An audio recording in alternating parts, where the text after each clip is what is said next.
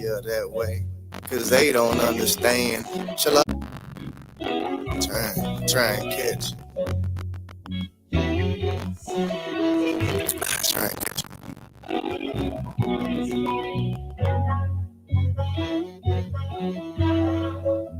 Sometimes I laugh at my pain. It's easier that way. Cause they don't understand. Shalom, I come with every breath I am. The lion's grip, I'm trying to pull my brothers out the sand. But they can't understand. From light pole to light pole, same thing it really goes. Some say it might go longer. Depends on how you felt when you was really hungry. Mama ain't raised no man. She birthed a God in his own hell with knowledge in his own hand. He might dwell to the past. I might conceal. We might made a righteous deal. God only knows, and God only knows.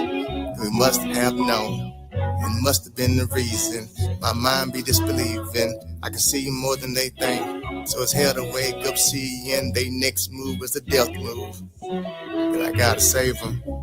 They next move is a death move, so I gotta save them. Even though they can't hear what I'm saying, I picture mountains and roads with blue valleys and pastures, like they're ever after. Happiness and wonders, I wonder when I ponder about the future. She stuck off in the past. I wonder how long will it last. This tequila bottle going fast. I see the bottom, and I'm making it last.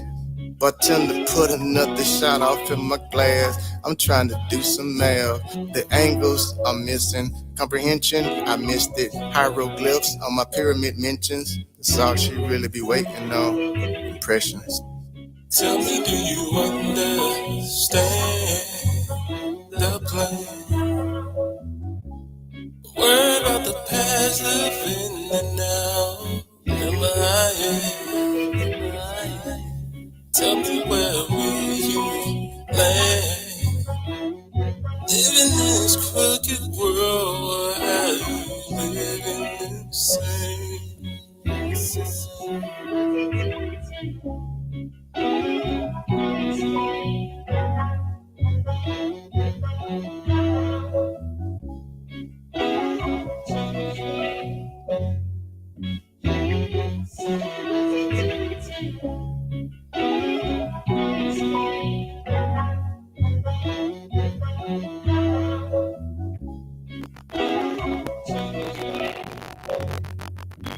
Ah!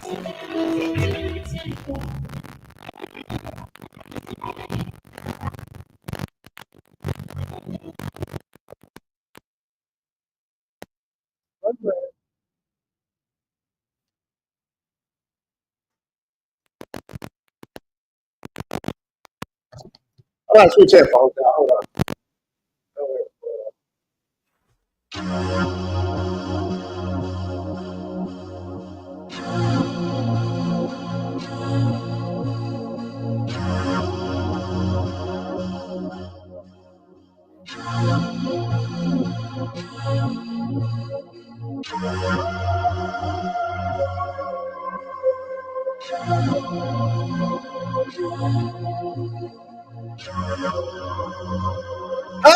Okay.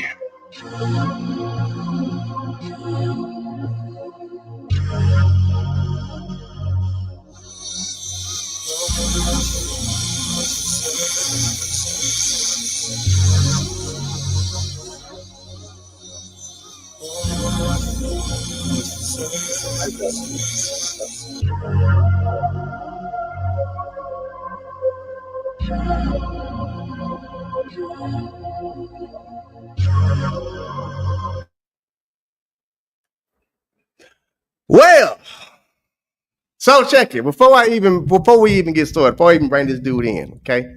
Y'all know, it's Saturday. All right? It's Saturday.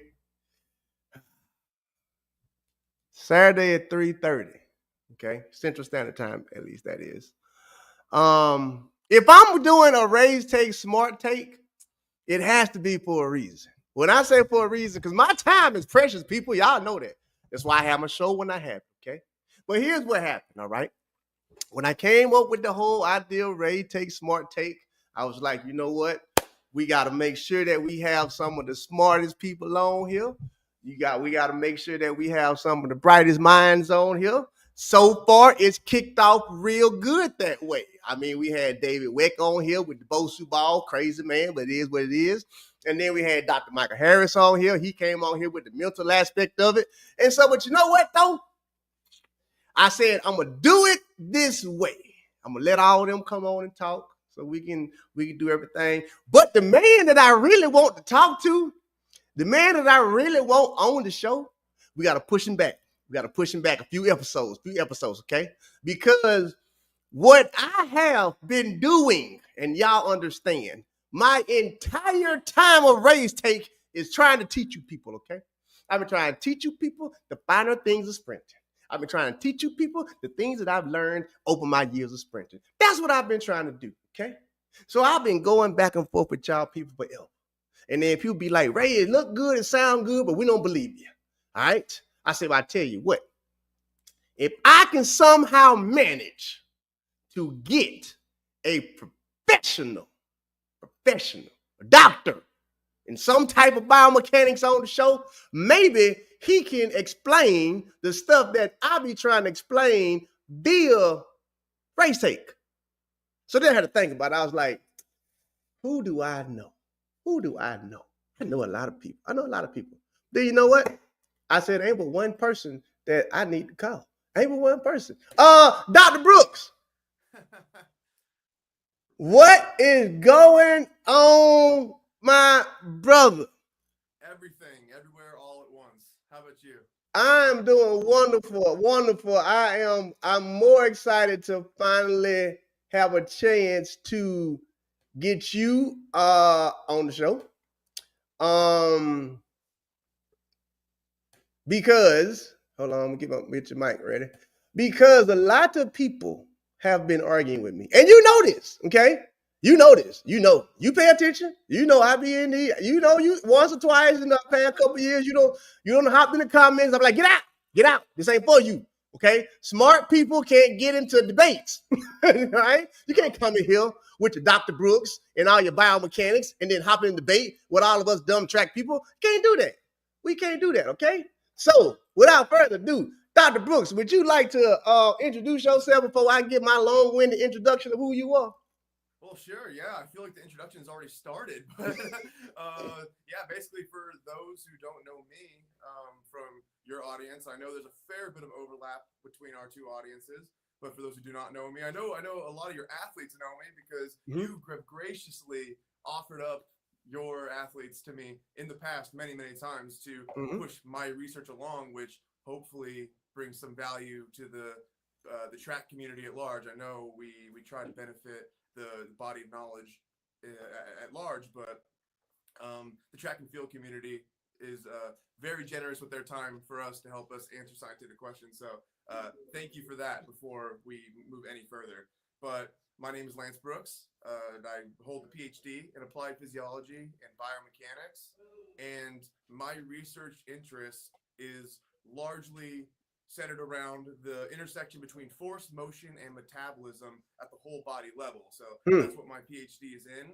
The research that I'm doing nowadays is zoomed in and focused on muscle function, basically at the muscle level. So I actually do surgeries and dissections in various animal models, and I'm doing muscle experiments with the actual tissue and the force velocity, length, tension characteristics. So I have sort of a macro level view of performance and function, and my more recent work is centered around zooming in and actually looking at the muscle itself.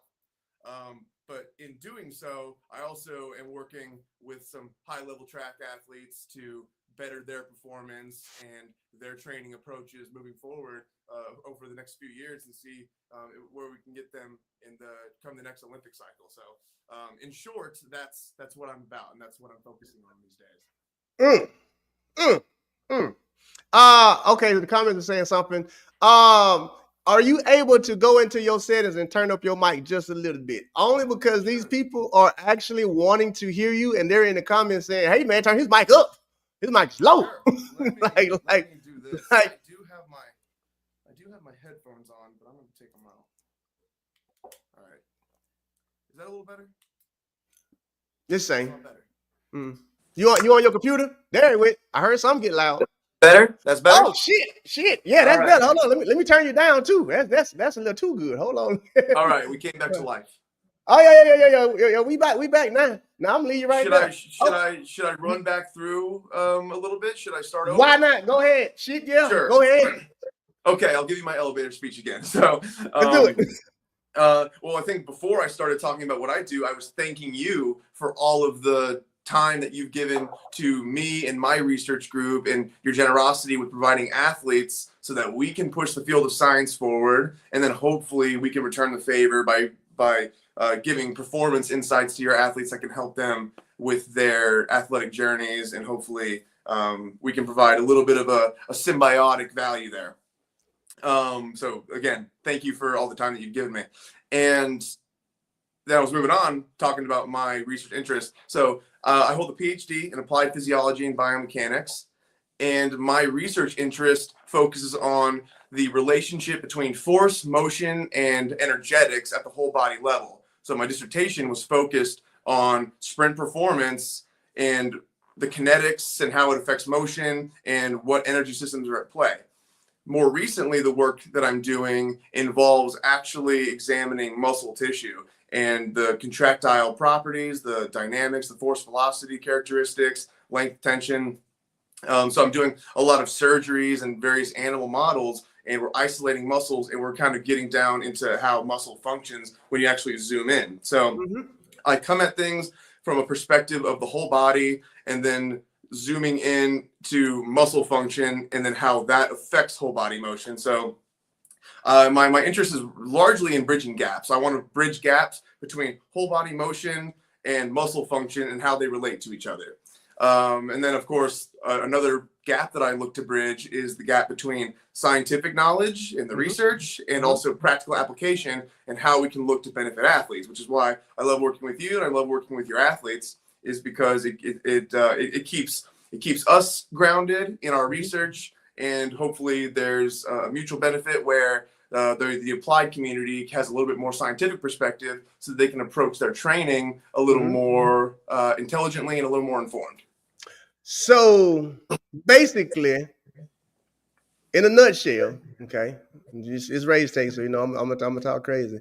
Basically, in a nutshell, you are overly trying to you're saying bridge the gap, okay? I'm gonna go ahead and give you my disclaimer. This is RaesTake, in case you ain't never really seen the episode. It's my damn show. I said if I want to say this, why we number one. You ain't trying to bridge no gap. You're trying to educate, period. Because there's no gap to bridge because they don't know shit. And what I mean by they don't know shit is because I'm in it and I've been in it. And so when I had the pleasure of first working with Ken and then dwelling down and working with you, and as you would recall, this is late in my career. I had spent the majority of my career already on the highest level. And I came to y'all like, oh, we don't know none of this shit. Like literally, like we don't know none of this at all. So yeah. I'm grateful for you actually finally being here so that people can put a face to all of these people I'm always talking about. Like, no, y'all, I'm telling y'all, there are some highly intelligent people in this world that I've been blessed to come across late in my career, but still in my career, to where it wasn't able to benefit me as much, but the knowledge that they're giving me can benefit everybody else now. So I want to appreciate you for even put me on that path. A lot of people now too are starting to convert over to wanting to understand biomechanics. Is there a short version of what biomechanics is that you could explain to us right now? Like what is biomechanics? Well, in short, biomechanics is essentially a hybrid study between biology and physics, and specifically a branch of physics known as mechanics. And mechanics being like Newtonian mechanics, so the kinetics, kinematics, and how they relate to biological movement. So there's a number of ways that you can define. Hey, Clint, it's good to see you again. There's a number of ways that you can define biomechanics, but in short, that's probably the simplest definition. It's just a hybrid. It's a hybrid study between biology and physics. And within biomechanics, gosh, there's an infinite number of sub-studies that are done. So there's sub-disciplines within biomechanics, stuff that that's beyond my expertise, and so nobody can be well versed in every avenue of biomechanics. But I occupy a space that involves high performance, particularly in humans, but with the added perspective of how other biological organisms move, because it gives us a glimpse into what makes human locomotion unique or not so unique, because we're all made of the same stuff. Humans, cheetahs, greyhounds, ostriches, we're all made of the same biological material. And so with that knowledge, when you examine the kinetics and the mechanics of how we all move, then you get an appreciation for the fact that we're actually not as unique as we think we are. So let me ask you.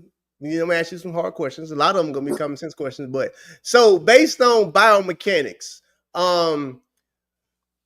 could you take an athlete and make them quote unquote faster just by applying biomechanics and not applying more physical work? Yeah, that's a great question. So to sort of piggyback on a point that you were just making a couple of minutes ago, that you went through in a time when there wasn't a whole lot of this rigorous scientific research going into what makes us faster. There was a little bit, but I mean, today it's just a different game. There's just so much more than there was.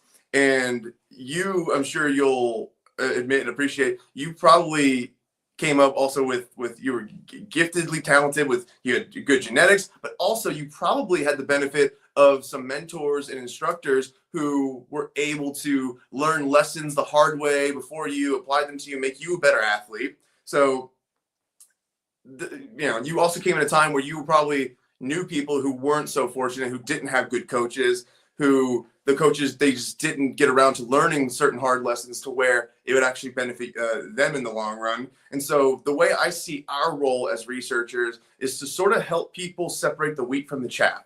So taking the guesswork out of their training, taking the guesswork out of what variables they should be focusing on in their training. And so to directly answer your question about if we can get somebody who maybe is somewhat remedial, or even a little bit more advanced, and just modify a couple of variables in their technique, can we make them faster?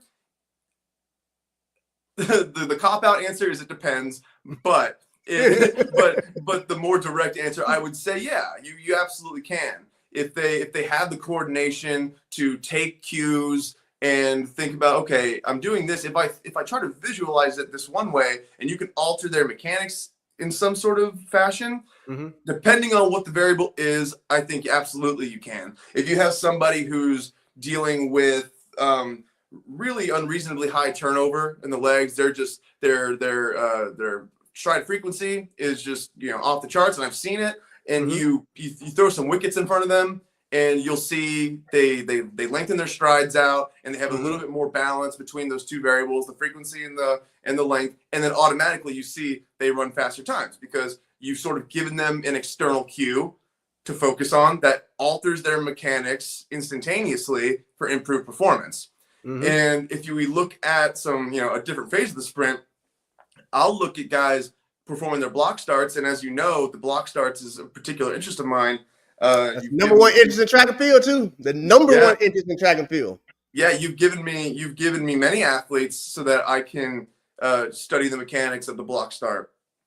And there are very simple things that you can change in the block start within one session that can benefit the athlete's performance in real time, right then and there. And the guys that I'm working with our venture, Brooks Performance Methods, we have a couple of Olympians that are looking to improve their acceleration. And without revealing too much, because I don't want. I know. There's some very simple tweaks that we can make in real time from one rep to the other that can instantaneously improve their block start and improve their subsequent steps. Now I wanna give one of those cues, okay? Because I gave this cue on RaesTake 100 times. I've done a video on it and instantly showed it Same thing. So one of the things that y'all showed me about coming out of the blocks, okay, is exactly what you said, which was I remember when it was okay, Ray, when you come to the set position, this is back when Ken, he would put the stick on my hamstring. And he would say, I don't want you to focus on anything but removing your hamstring from the stick. He's like, I want you nothing but that. And in my mind, I'm like, what? And that's when I started to understand exactly what you're saying, because the moment I focused on just that, everything fixed. What I mean, everything I'm talking about, like my first 4, 5, 6, 7, 8 steps out the blocks immediately changed because my foot went from cycling to that way. And It was literally in one session, one moment. He was like, I don't know, try it again.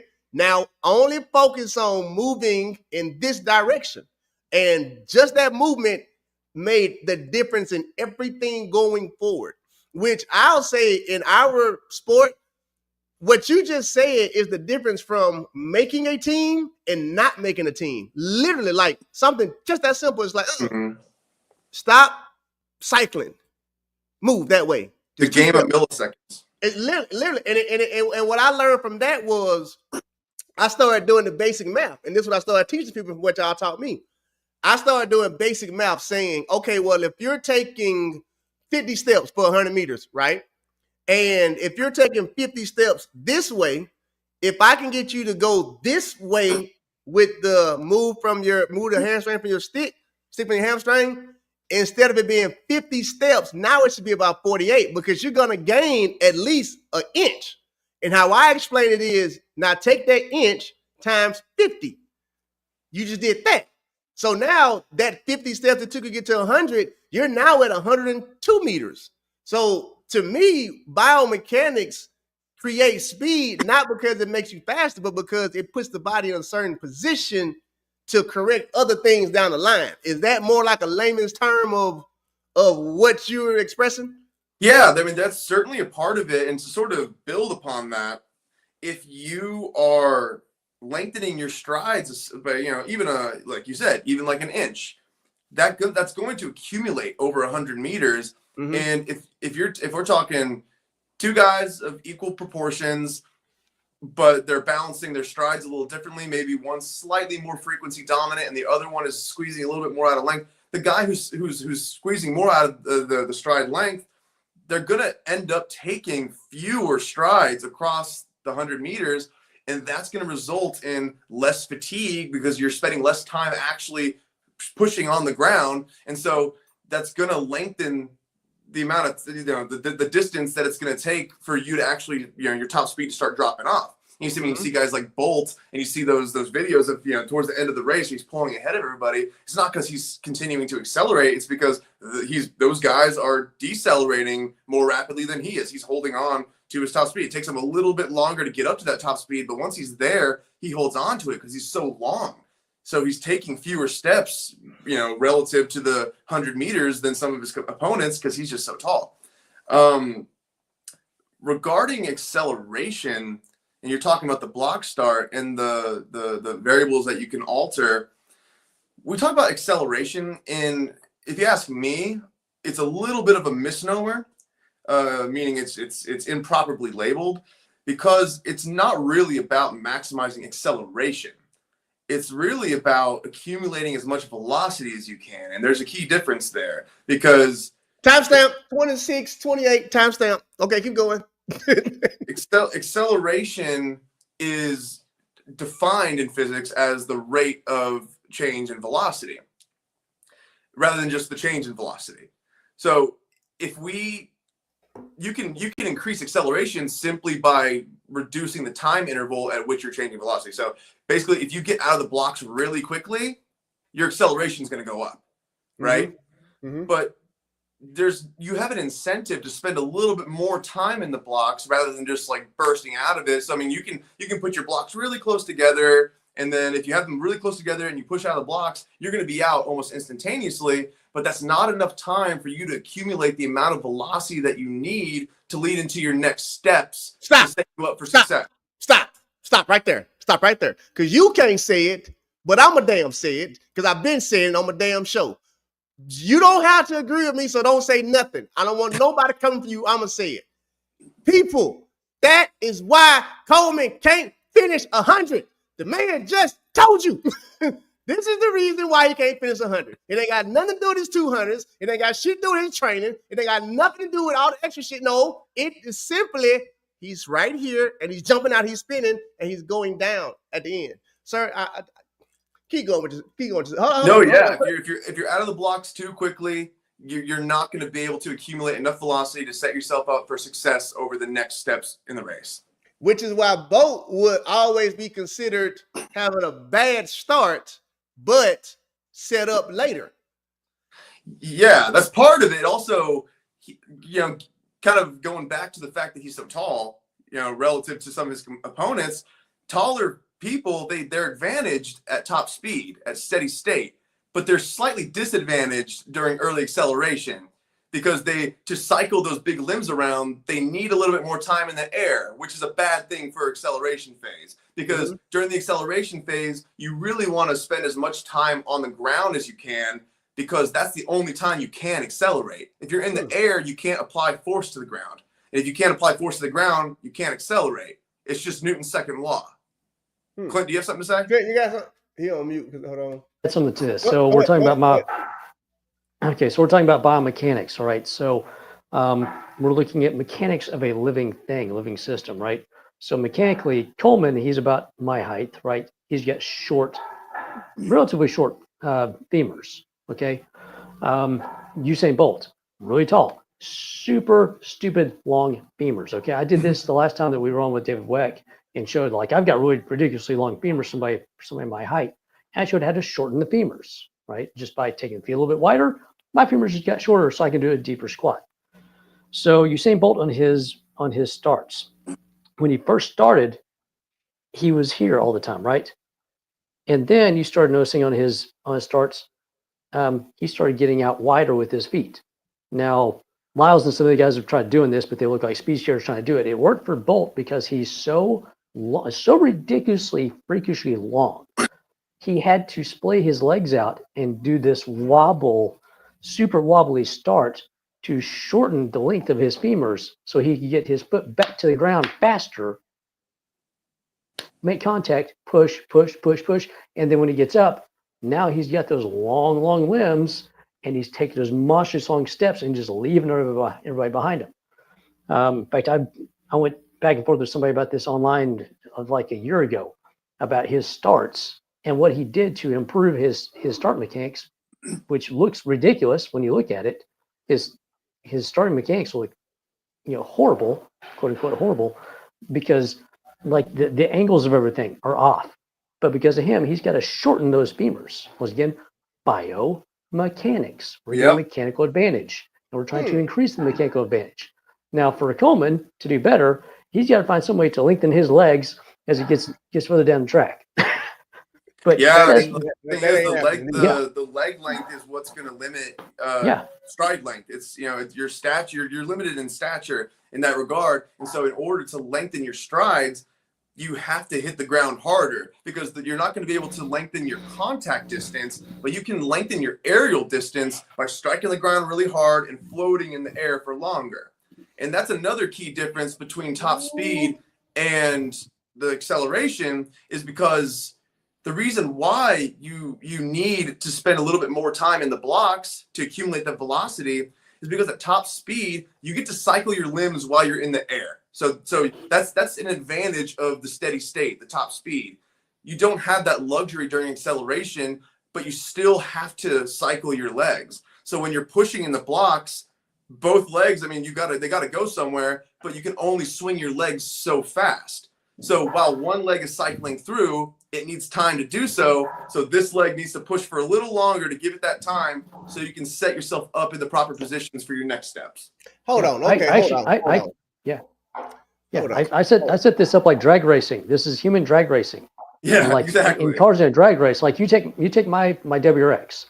My WRX will launch so hard, I will take most anything off the line. Okay, you name it, I will probably take it off the line and have it up to about 20-30 miles an hour. After that, however, if I'm racing a Ferrari, I am dead, because eighth of a mile, It's awesome. Quarter mile is fast, but not as fast as other stuff in a quarter mile, and definitely not as fast as other stuff in a 1 mile race. But if you look at the 100-meter as a quarter mile, everybody's drag racing. You got to figure out how to launch your vehicle, right? How to launch your vehicle from the start. And you know something that's really fast with a lot of power. Say you got a Hellcat, and you're gonna launch that thing. You know, you got to know how many RPMs to launch that thing at to get it off the start, so you're not just spinning the wheels and doing nothing, and then get it down, and then you start applying more and more and more pressure onto that gas pedal while you're going through the gears. Otherwise, you're going to spin out and you're going to lose control. And so for our guys that come in, they get stronger and stronger. They have to learn how to launch their car again because they came in with 300 horses. Now they got 450 horses, and launching something with 450 is a lot different than 300. And then eventually you get 700 horses and you got 1,000 horses. That's a whole different car you're driving and having to launch out and figure out, you know, starting slow sometimes gets you faster down the track because you're not wasting extra energy and just spinning wheels. I don't like what y'all are saying.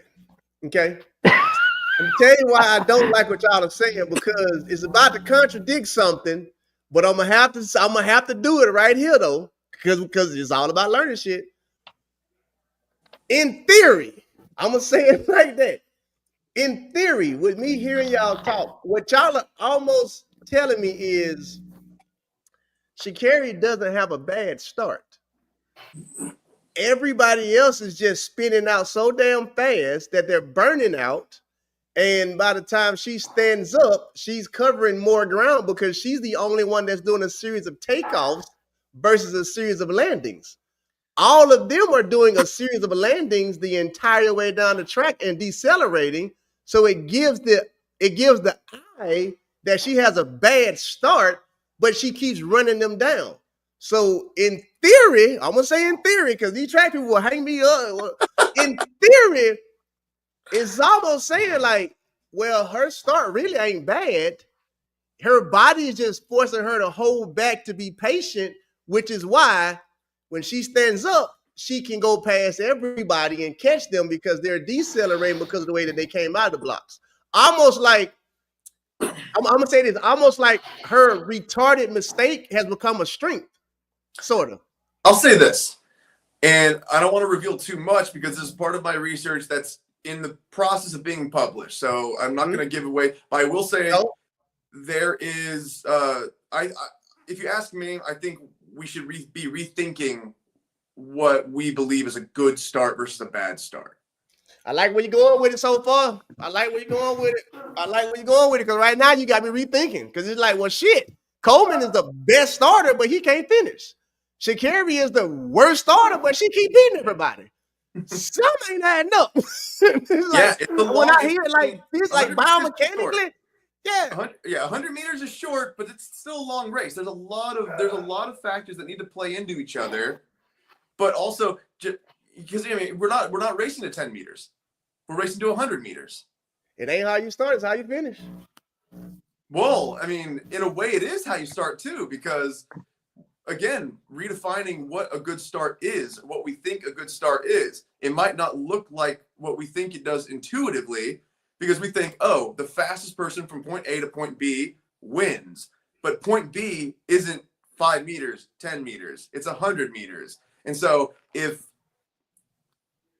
not getting to 5 meters or 10 meters first means that you can get to 100 meters first, again, I won't say too much. This would be why Elaine Thompson is one of the greatest threats ever, because that was always her setup. Like Elaine would be at 60, she would not be winning.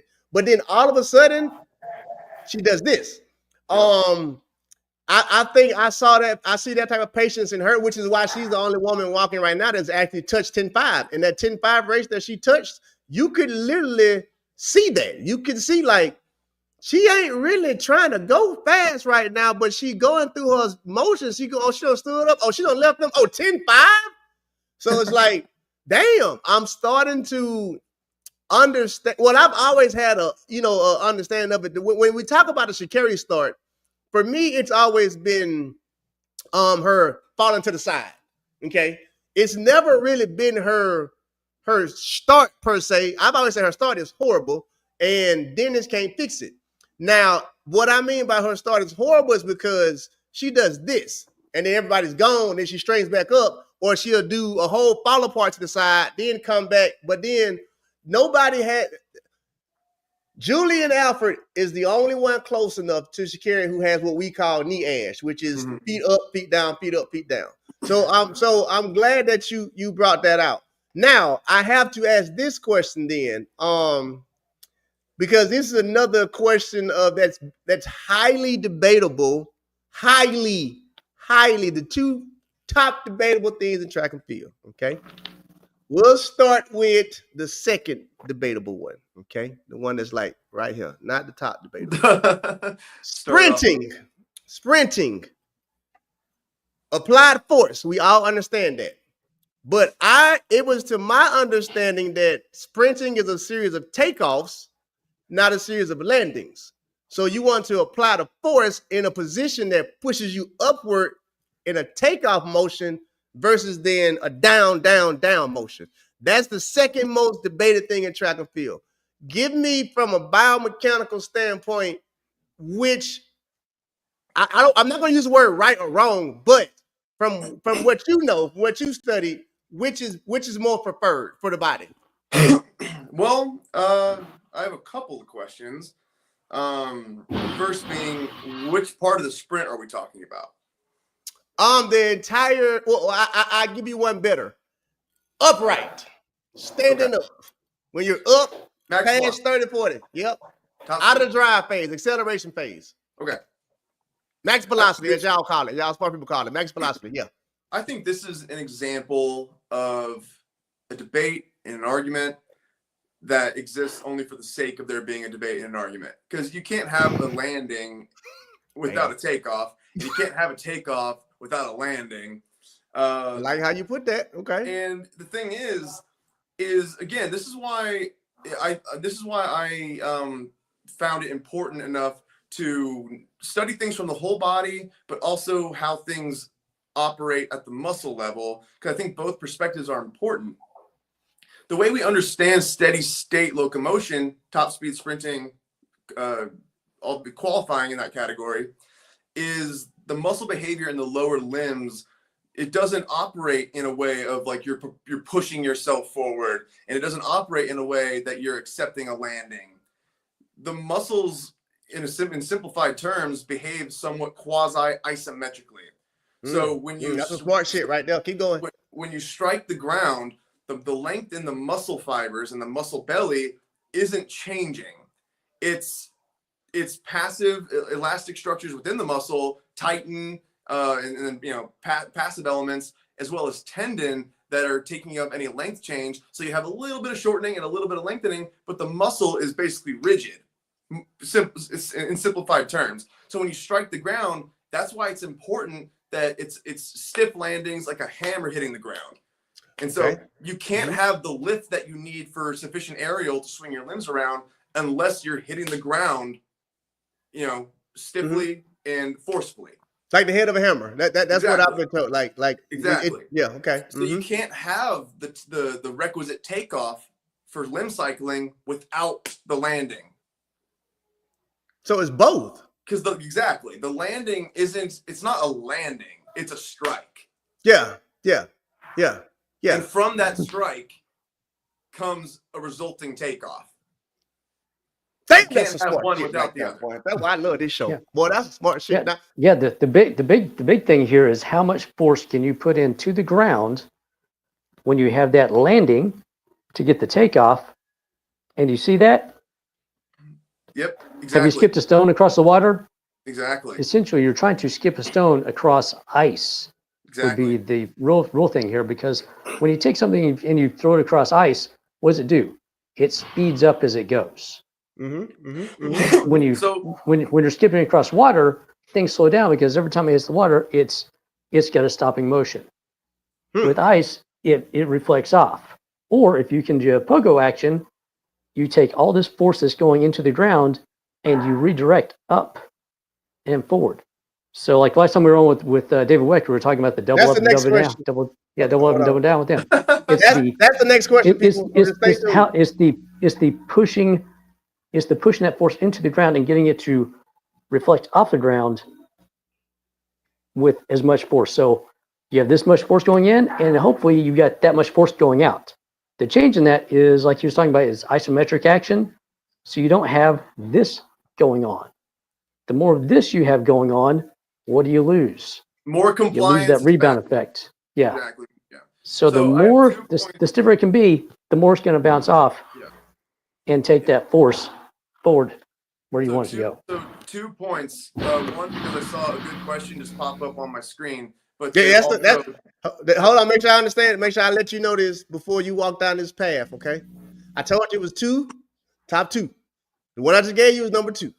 This is the number 1 debatable thing. If you want to walk into any track, how is it when you walk into it, when they say all the knives pointed at you? Walk into a track meet and say anything about, don't put your toe down. Oh, it's over with. You ain't doing like this, man. Like this, and I just be like, man, this is what I was told. But since you here, give us your explanation, both of y'all, because you know it from a biomechanical and a physical standpoint. Clint understands from a physical standpoint. You two give me, Dr. Lance, you start.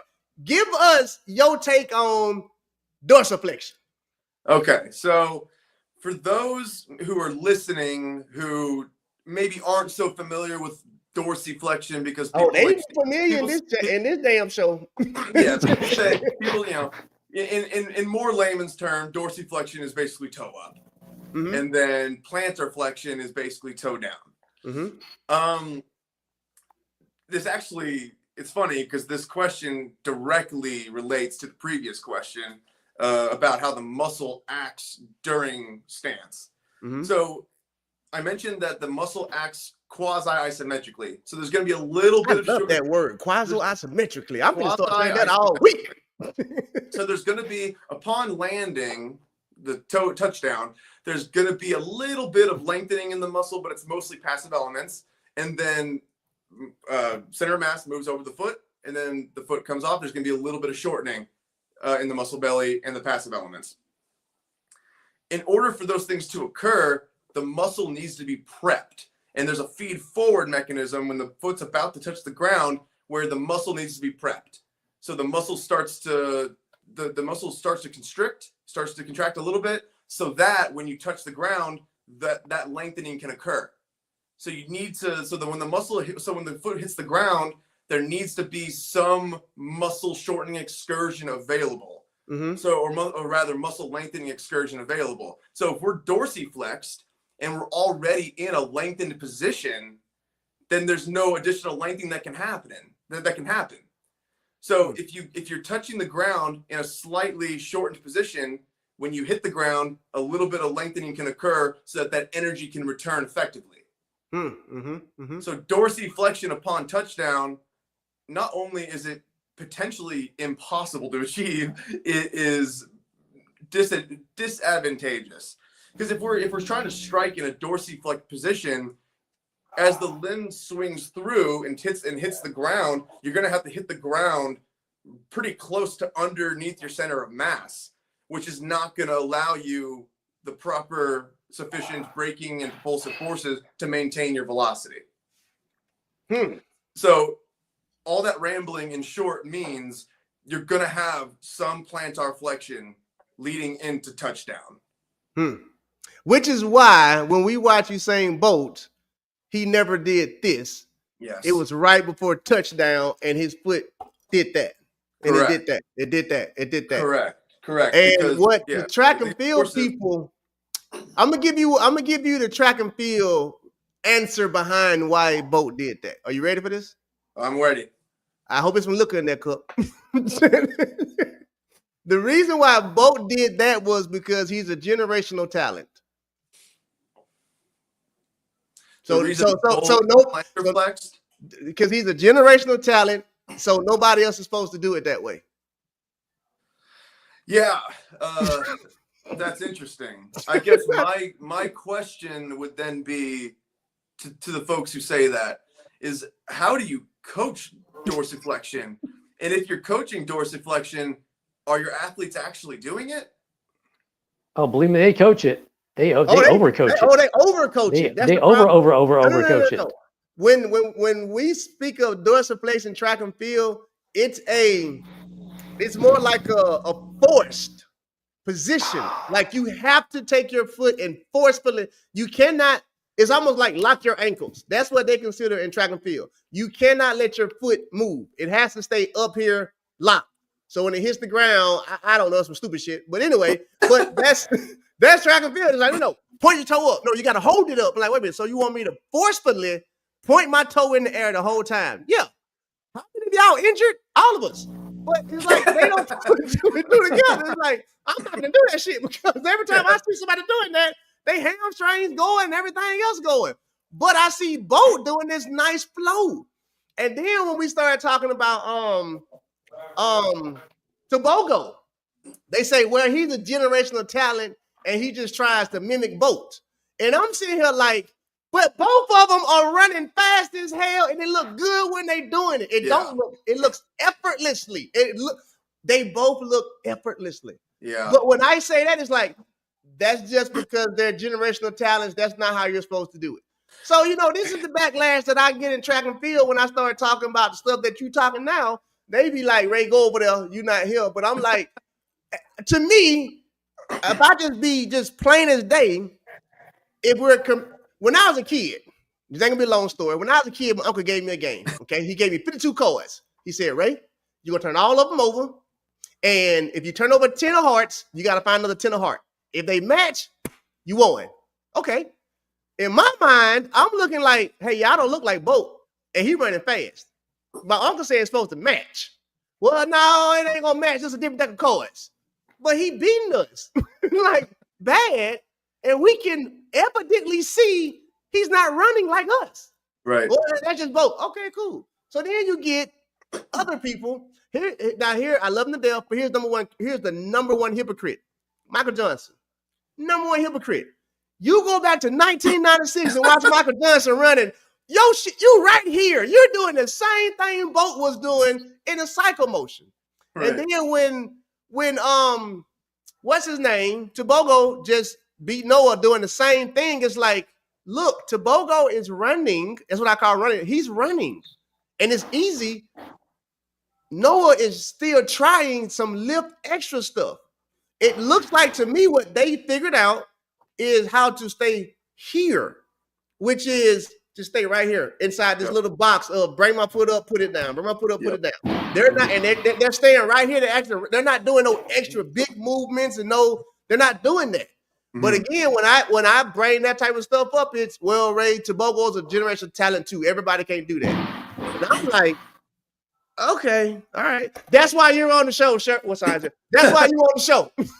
I would say from sort of a geeky, esoteric view of things, it's really the name of the game is about energy transfer, effective energy transfer. So cycling between kinetic and potential energy and using force application as a way to do so. And the strategy for doing that at top speed is to take advantage of those elastic passive elements in the muscle. Mm-hmm. There's not going to be active shortening. There's not going to be like for example, like the gastrocnemius is not going to actively shorten and lengthen when you touch the ground. It's going to be pretty much maintaining its same length. So there's not going to be any active contraction. It's mostly passive elements that are storing potential energy and then releasing in the form of kinetic energy to keep the body moving forward and maintain momentum. So that would be the physics explanation for what's happening. The kinesiological explanation would be there's plantar flexion happening at touchdown. Thank you, sir. Thank you very much. Thank you very much. I feel a little better now because I need folks be listen. I'm finna go to the next topic real fast, but I want to say this. I did a video last year, right? Explainer video. Shit you not. And I was like, here's what you want to do, guys. You want to pick your foot up to your butt, okay? And then when you want to actually relax your ankle, I didn't say point toe down. That's the crazy part. I said you want to relax your ankle so that right before your foot hits the ground, it will prepare for dorsiflexion, okay? Mm-hmm.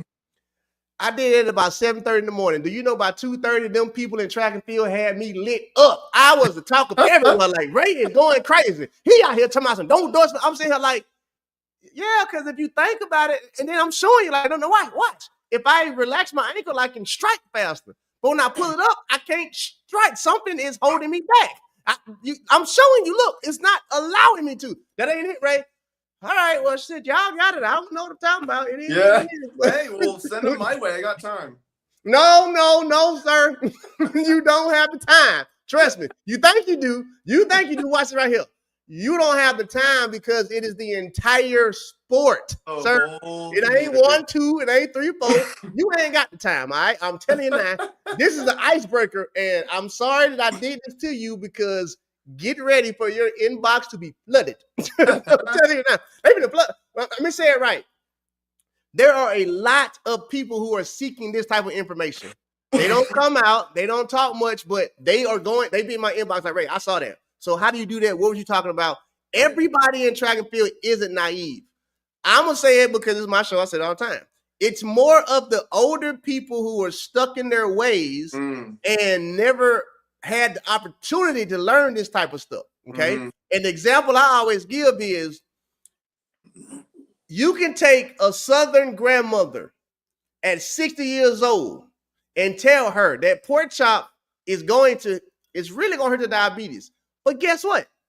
It don't matter because she ain't going to believe it because the information wasn't given when the brain was accepting it. Right. But you tell her great-grandson that, he going to say, oh, wait, I did hear that it has this, that in it. So in track and field, it's the same way. We got these gatekeeping coaches. I love them all to death. I love all y'all. But all of them are, like they first team that they coached was in like 1978. Yeah. And even then, you wasn't even using the manual. Now watch this. Rest in peace to Ralph Mann. I said this last week on the show.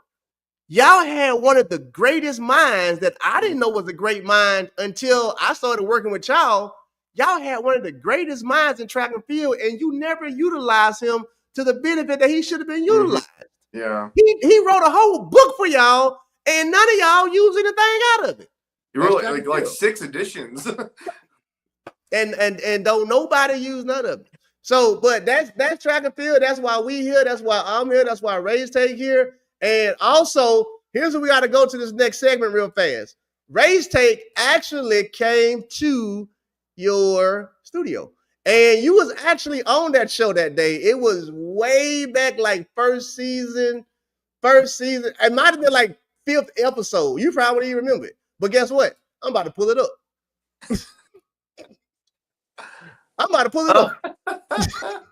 Yeah, I remember this. It was on this day, okay? Yeah. So, sir, here's what I want to do.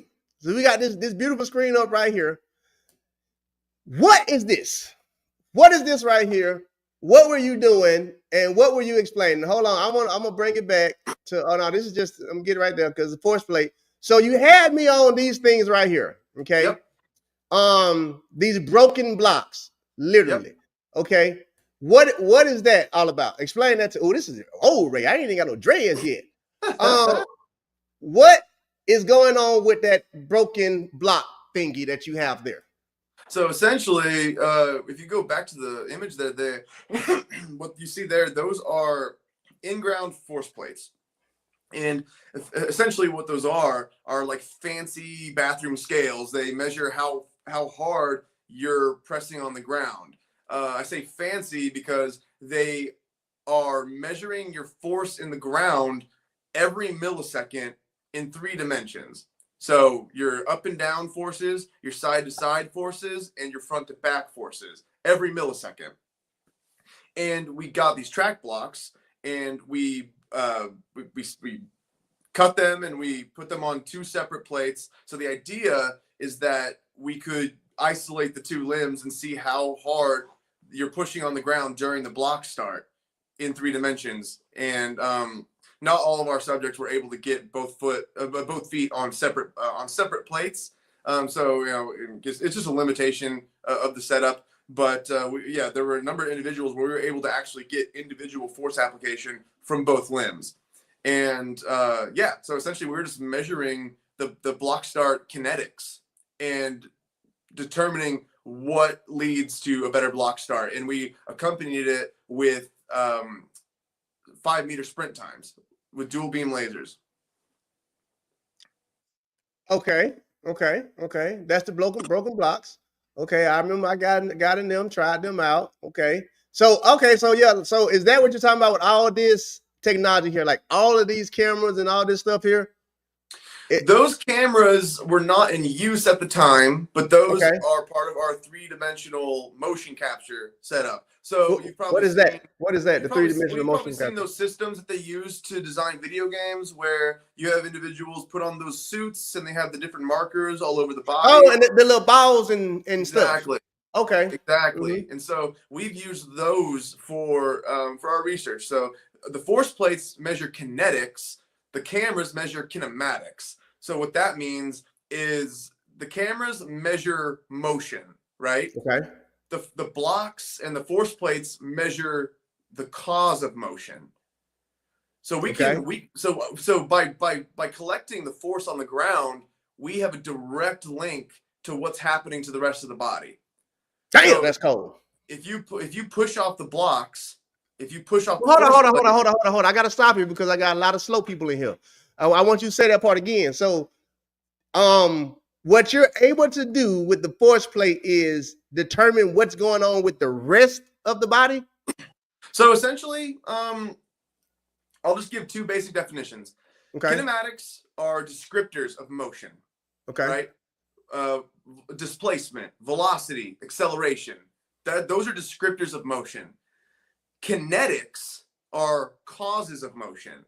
Okay. Force, impulse. The cameras are measuring motion. So the way it works is we calibrate them and we tell them what space we're operating in, the distance between markers, and we calibrate and say, this is where the ground is, this is where the markers are, this is where, this is, how far they are from each other. And then we can collect their motion. So you get the person running or moving around, doing a dance or what have you. And we can measure the actual motion of the body and the limbs. With the force plates, we measure kinetics, which is force, impulse, which is what causes motion. So if you push off the force plate, I can apply Newton's laws, I can apply physics, calculus, and I can determine how fast the whole body is moving, how fast the center of mass is moving. We take it further with the cameras and we can isolate limbs. And we can say, because the force plate won't tell you how fast your limbs are moving. It can only tell you how fast your center of mass is moving. Because we're measuring force application, which is what's going to determine whole body motion. It's a direct cause. It's Newton's second law, so it's a direct cause. And then the cameras can further elucidate what's happening at the limb level. Okay. So let me ask you this question: Could an Olympic elite sprinter benefit from anything that you just said? Well, it depends. It depends on what they need. I would say, in my biased view, that, again, it's about separating the wheat from the chaff. You have these so-called generational talents who have either the benefit of just vastly superior genetics, even if they have subpar coaching. Sometimes even bad coaching isn't enough to hinder a generational talent's success. But if you want that additional edge, separating the wheat from the chaff is basically the best you can do. And I keep saying separate the wheat from the chaff. It's basically just separating the good from the bad, focusing on what actually matters. Because maybe some of these things are simple fixes that can help remedial, intermediate, even advanced sprinters. But if we're talking the elite of the elite, every little bit counts. It's a game of milliseconds. Yep. You are watch this. Noah Lyles won the Olympic 100-meter dash. Fred Curley could have won it. Kashane Thompson also could have won it. So my thing is this right here. Not taking away from anybody or anything like that. And I'm not putting you on the spot. I'm going to say it. If somebody like a Kishane Thompson had been using this type of technology, this type of information, getting prepared for the Olympic Games, that 0.001 that he lost the gold medal by, he potentially could have gained that back had he had this type of information to know where he's losing at before getting there. Y'all don't have to say nothing. I'm gonna say the answer. Damn it, I just told y'all why. Listen, see, but I'm gonna get my spiel and go to the next scene. Okay, this is shit I be talking about, people. Like, this is why I get frustrated with the top athletes, because all they do is listen to their coach. When it's not a knock on the coaches, it's not. But in every other sport, you have coaches, and then you have other people that work in other fields, like, okay, well, he's the quarterback coach, he's the receiver coach. People like Dr. Brooks are like, to me, it's like you are acid effing 9 if you don't have one of these people, and you're talking about going to Olympic Games. You're talking about getting ready for the Olympic Games. You're talking about getting ready for a USA Championship, World Championship, whatever, and you don't have somebody in your pit crew to check the engine. That's all I hear is like, well, no, coach, you do all the workout stuff. Put them on the force plate. Put them on this. Let me check the kinetics and all of that to make sure the car is functioning. What I hear your job is, no, I'm just a pit crew. Let me make sure the tires are on there. Let me make sure that the gas is right. Let me make sure everything is functioning, because if I can look at it now and see what's not functioning, I can say, here, coach, this is what we found. You might want to check with this, and that on his body to gain a little bit more out of it. That's all I wanted to point out. Like, you are one of the people that is like, bro, like, the difference between you getting a gold and a silver is this man right here. Not your coach, not your nutritionist. You need all of them. But I said all the time, you can make that car as pretty as possible. If it don't pull up to that damn pit crew so they can check the suspension, it ain't gonna matter. And what your job is to check the suspension. Yeah, and also even further is because the coach is the man, right? He's the one who's gonna call the shots, and for better or worse, as I'm sure you know. And sometimes it's helpful to have somebody working in a more of a counseling capacity, to sort of be in a coach's ear and say, here's what we're seeing, here's what we know about the mechanics of the runner, and what they maybe need to look at, and to give them that edge. So it's not to take an adversarial view or stance against a coach. It's really more to lend a supportive ear, or a supportive voice rather. So what are you doing right now with this measuring tape? To me, no Diddy. What are you doing? It's a no Diddy show, baby. We had to say it 3-4 times on Ready to Take a Day. Don't worry about it. it looks right. Like right now, I'm measuring the length of your leg. Okay, why is that important? So I'm palpating right here to find the greater trochanter, which is essentially the axis of rotation for the entire leg. It's the axis of rotation, and we measure the distance from that landmark all the way to the ground, and that's the best proxy we have for the length of your leg. And that, combined with the data that we collect from the blocks and elsewhere, we can. It's just another data point. It's another data point that can help us draw causal links between your measurements, your anthropometry, and your performance. Okay. Oh, well, we're gonna take a look at it then. Let's see what the hell I did, what I looked like that day. Boy, my hair got a much longer.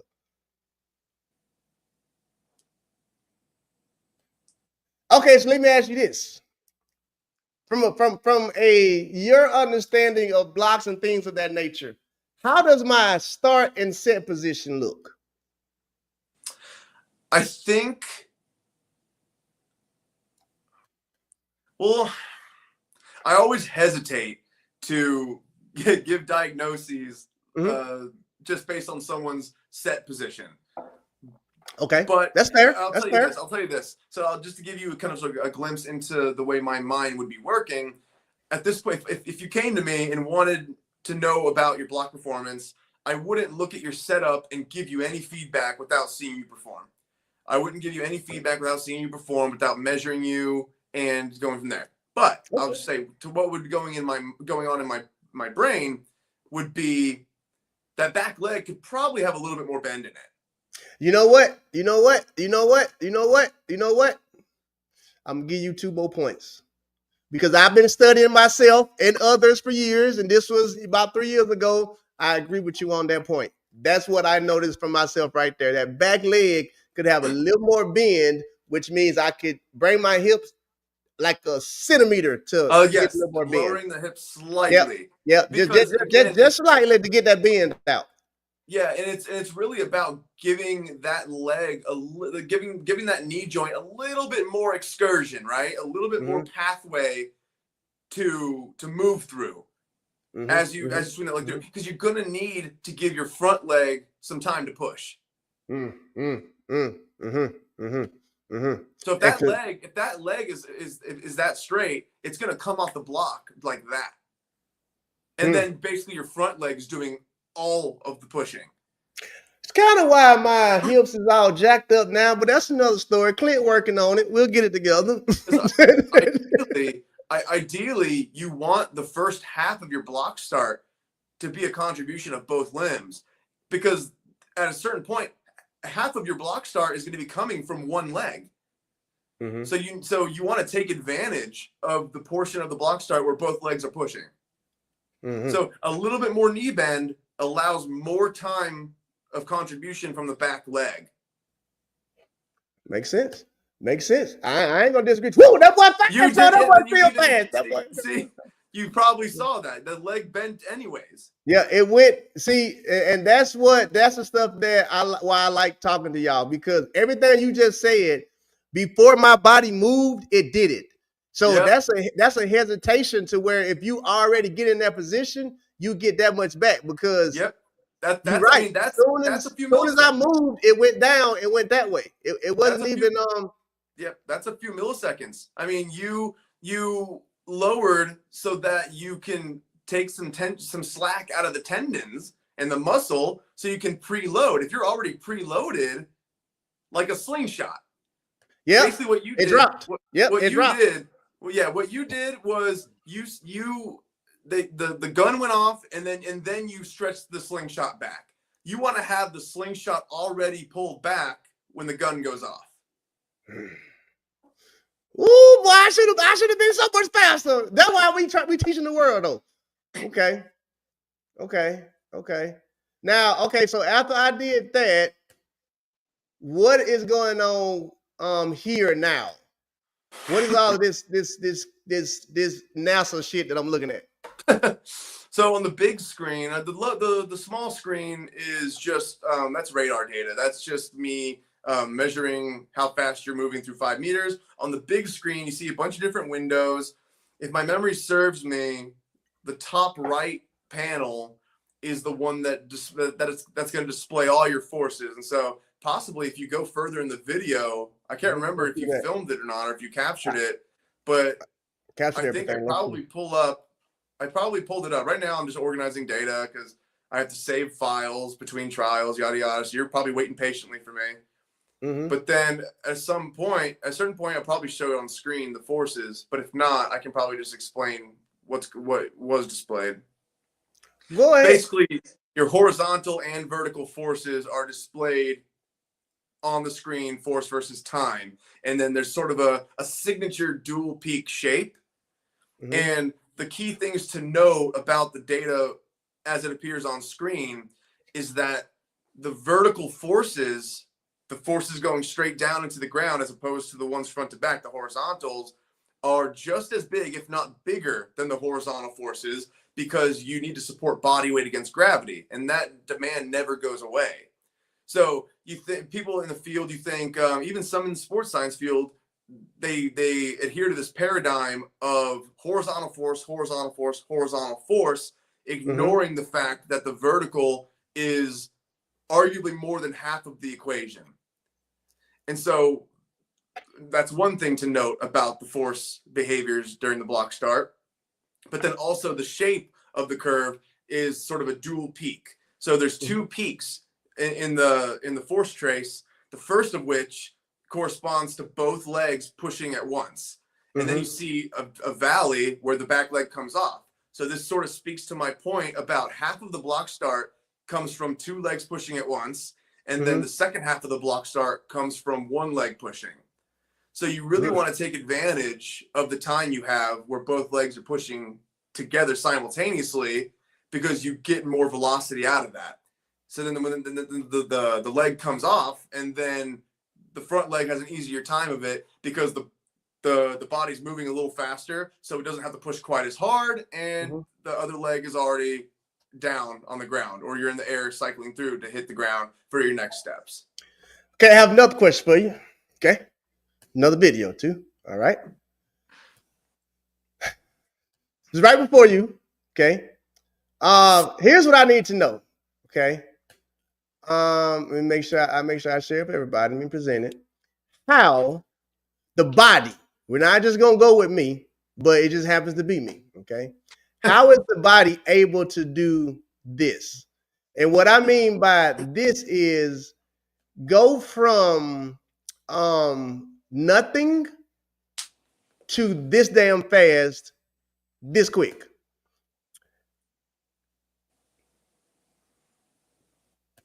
Where my video at? Play it. Okay, there you go. There you go. So on this day, okay, you already know where we're at. What allows me to go from 0 to 25.3 miles per hour without tearing my entire body? So it's a good question. And if I'm understanding the question, biomechanically, because to my understanding from being a personal trainer, okay, at that rate of speed, if you're doing things improperly, something got to go. Like ain't no holding it together. Something somewhere up in the snap, snatch, tear somewhere. So that's more of my question. Like from a biomechanical standpoint, what was it that I was being told to do for the people to understand that prevented me from tearing my whole body apart, and also being able to go from a standstill to 25.3 miles per hour and hold it? So I'll give you two somewhat cop-out answers, and then I didn't dorsiflex.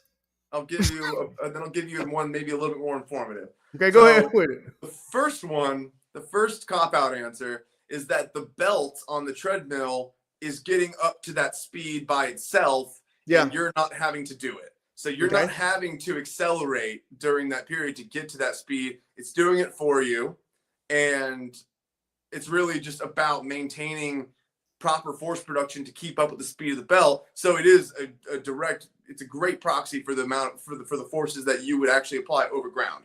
So that's the first cop-out answer, that the belt is coming up to speed. You don't have to accelerate up to that speed. So there's no fatiguing effects and there's no wind resistance. So that's the first cop-out. Well, hold on though, sir. I got to pull back because you wasn't there, and I think Texas Movement Media shouted him. He was there. This was like my 13th try. Didn't run up to it. yes, that was the next. Fatigue was in there.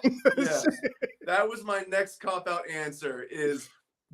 There were quite a few trials that built up to 25.3 miles per hour. You start slow, you take a little rest, you do another one a little faster, and then we do it in a graded fashion to get to your top speed. And then we give you a couple of attempts at your top speed.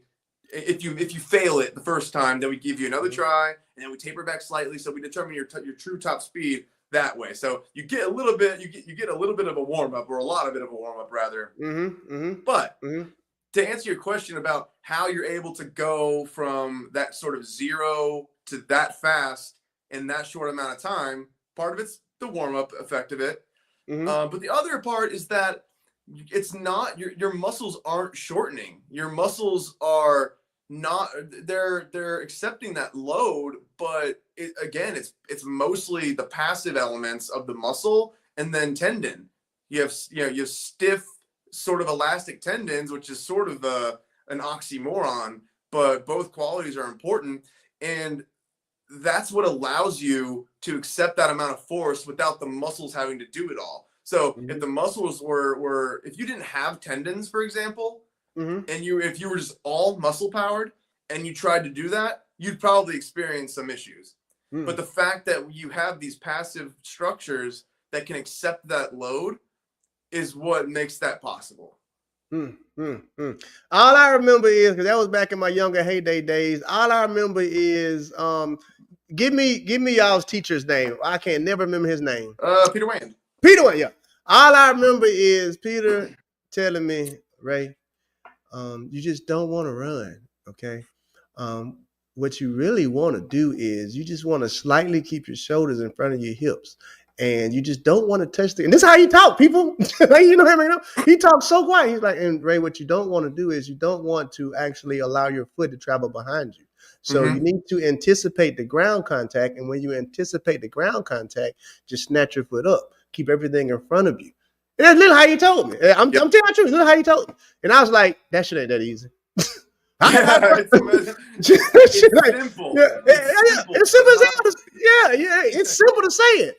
But then when you try it, it's like, yes, damn, it didn't work. No, but you guys. And the reason for that is if the leg is getting behind you, you're gonna start experiencing rotations. It's the foot's coming too far behind, and then you're having to cycle back, and then you're striking a little bit too close to your center of mass underneath, and you're not, projecting enough. Then you're gonna start to rotate and lose balance. So you want to hit in front. You want to hit in front in order to hit. Look at that dorsiflexion, or look at that plantar flexion. So in my mind, all I was trying to focus on was the cues, which what he was saying, like, hey, Ray, you want to reach out in front because what you want to do is understand that your hips are traveling through the air. So by the time your foot lands, you're actually going to be underneath you. If you put it down, it's going, because I kept going, the chain kept catching me because I kept going. He was like, you're trying to put your foot down. Understand that your hips are traveling through the air. Reach out and then let it come underneath you. And then that's, I guess, perfect freeze frame of that, because if we get back to the dorsiflex conversation, I can promise y'all I wasn't thinking about no damn dorsiflexion. I can promise you I wasn't.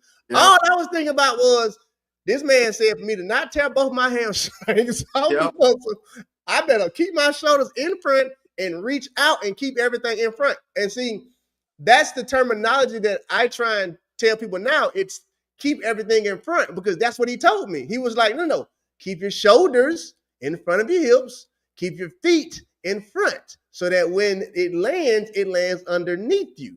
And I think what track and field people have an issue with is that understanding that if I take my foot out here, by the time it cycles, it's underneath me and to push me forward.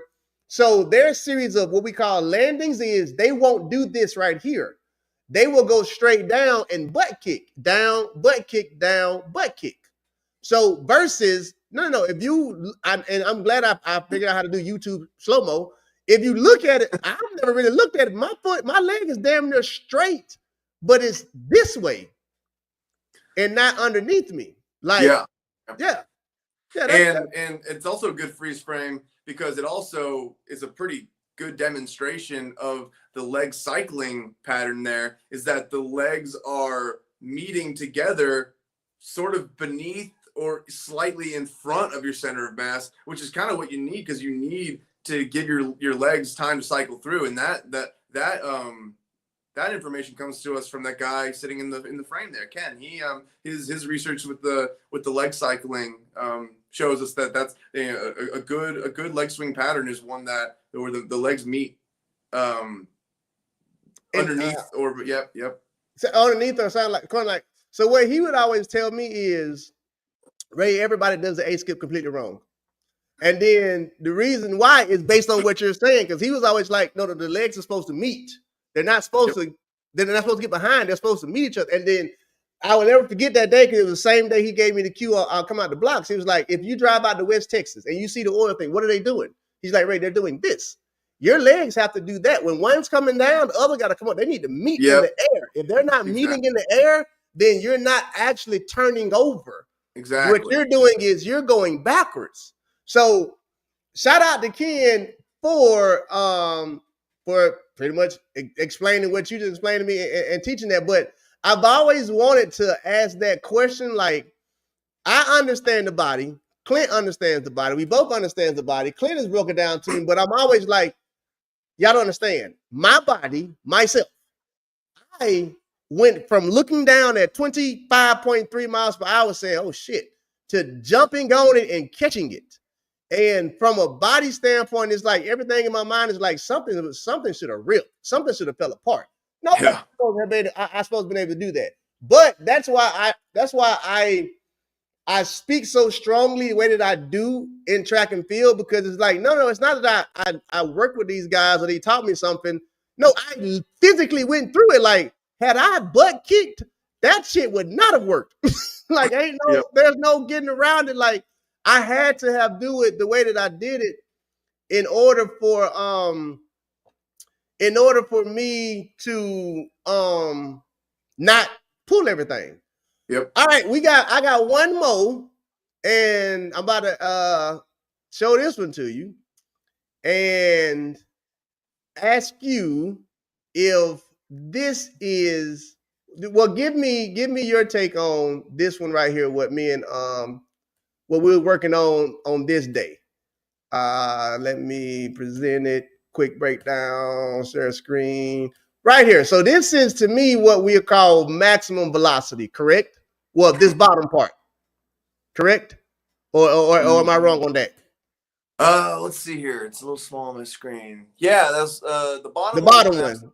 That's max velocity. Okay. So what is going on with me in this bottom video first?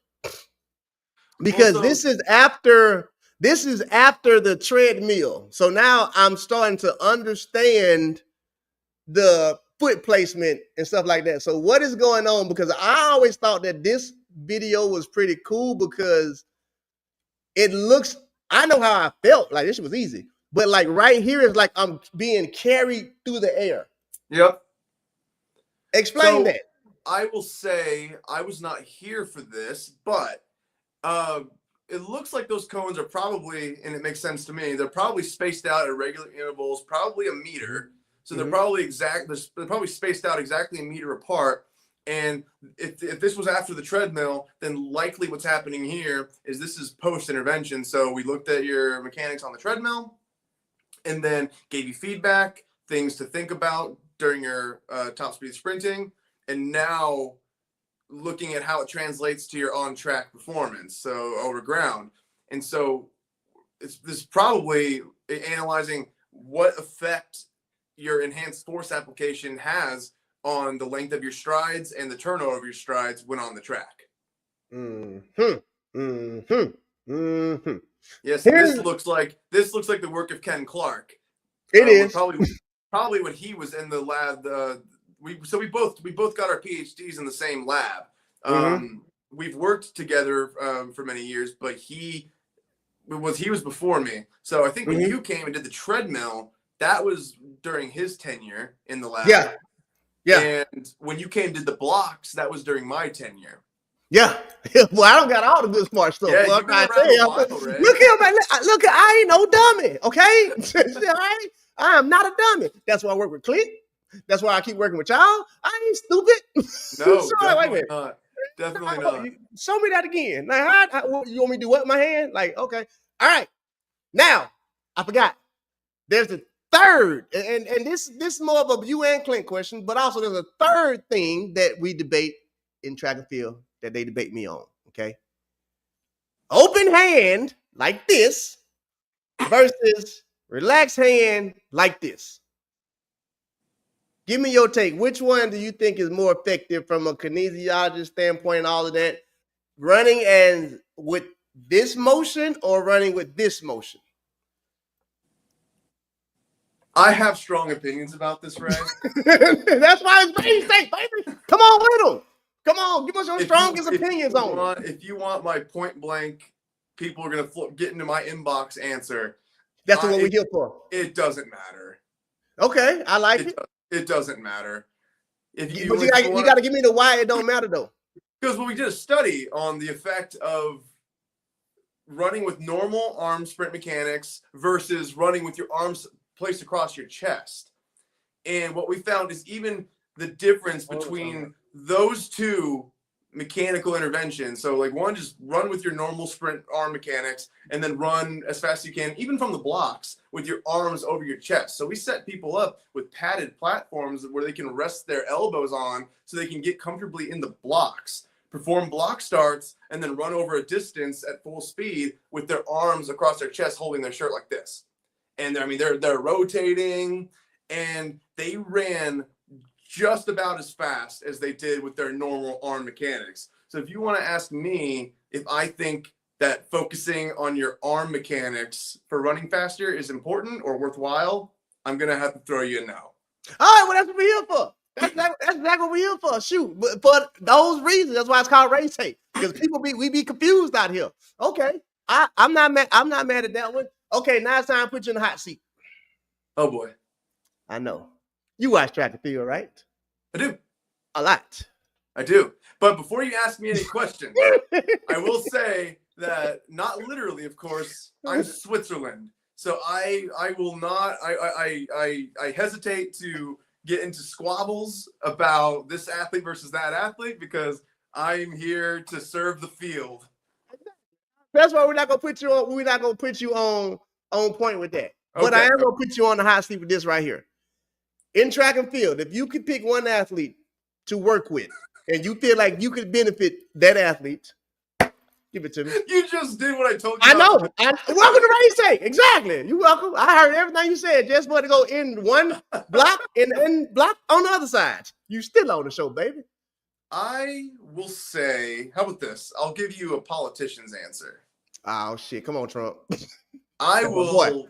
I most want to work with the athlete who is motivated to up their game intelligently and isn't looking for shortcuts. So I'm not going to name a specific person. I'm just going to say blanket. I like that answer. I like that answer. I want to work with an athlete who's not looking for shortcuts, who's not looking for quick fixes, but who wants to deeply understand what it is that determines performance and what are the strategies to get there. Because I don't want to work with an athlete who is just grossly talented, who is just, the top of the field, just the top of the food chain in terms of performance, but is disinterested in learning why they are the best or what can make them better. I don't want to work with that person. Because not because I wouldn't enjoy it, but because they wouldn't enjoy it. What I do means nothing without people being interested. Yeah, like me, listen, you already know me. I'm right there next to you. What it is? What you doing? I know I'm retired. Let me do it anyways.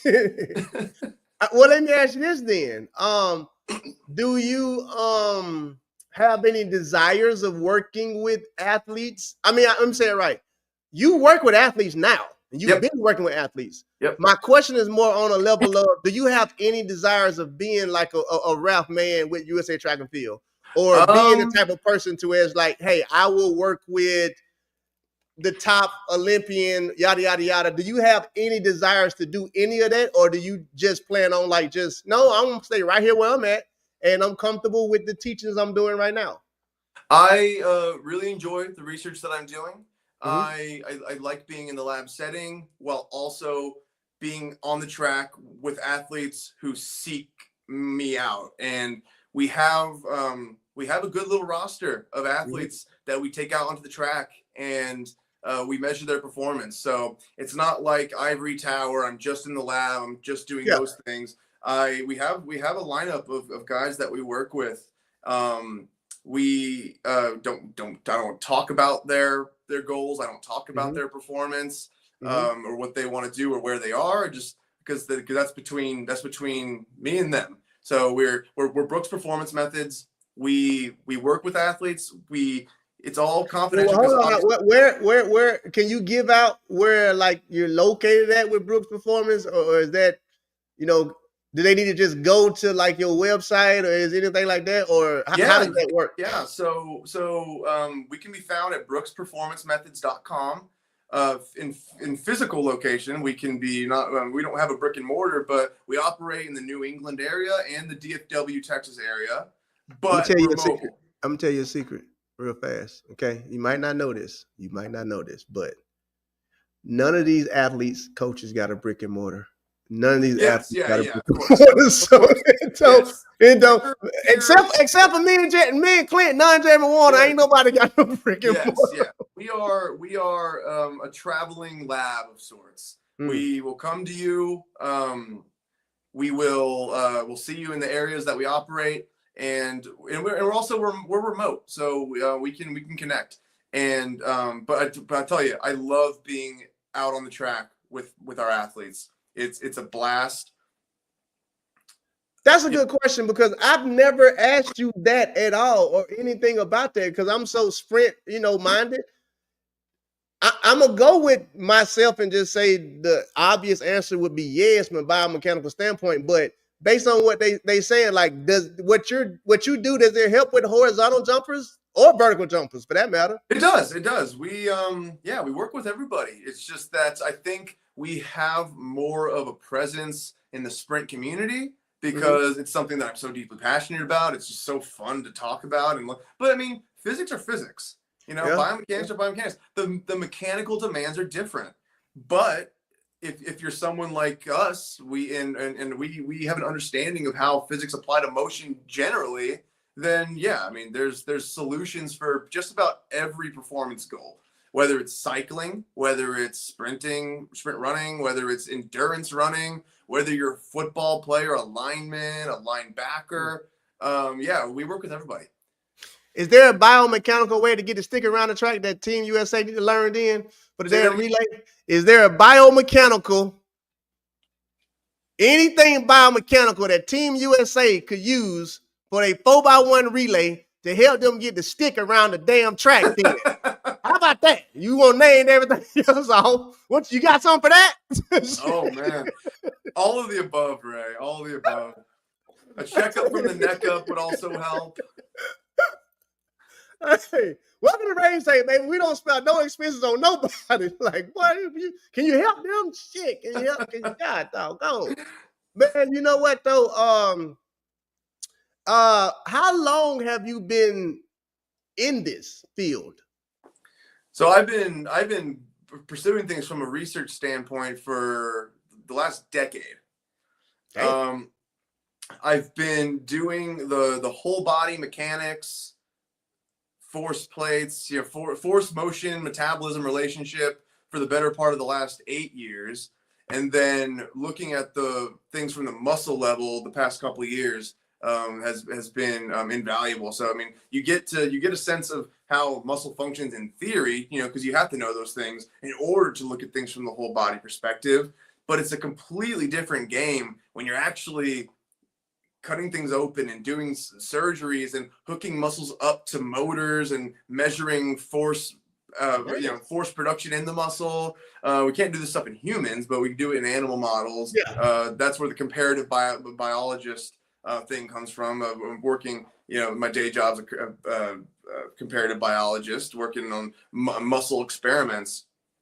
And gosh, that sort of thing just gives you such a deep understanding of how the muscle functions and then how that function scales upward to the whole body in the limb. It's really remarkable. It's a lot of fun, and I love that I get to be on both ends of this spectrum where I get to answer these very basic scientific questions that are purely curiosity driven, but then also it forces me, again, because I'm all about bridging gaps. I'm about bridging gaps in my knowledge, whether it's whole body or muscle function, but I also am motivated to bridge gaps between science and application. And part of that is me communicating and teaching coaches, but then another part of that is making sure that I fully understand it to that level to where I can take my findings and our findings and apply them on the track with the athletes that we get to work with directly.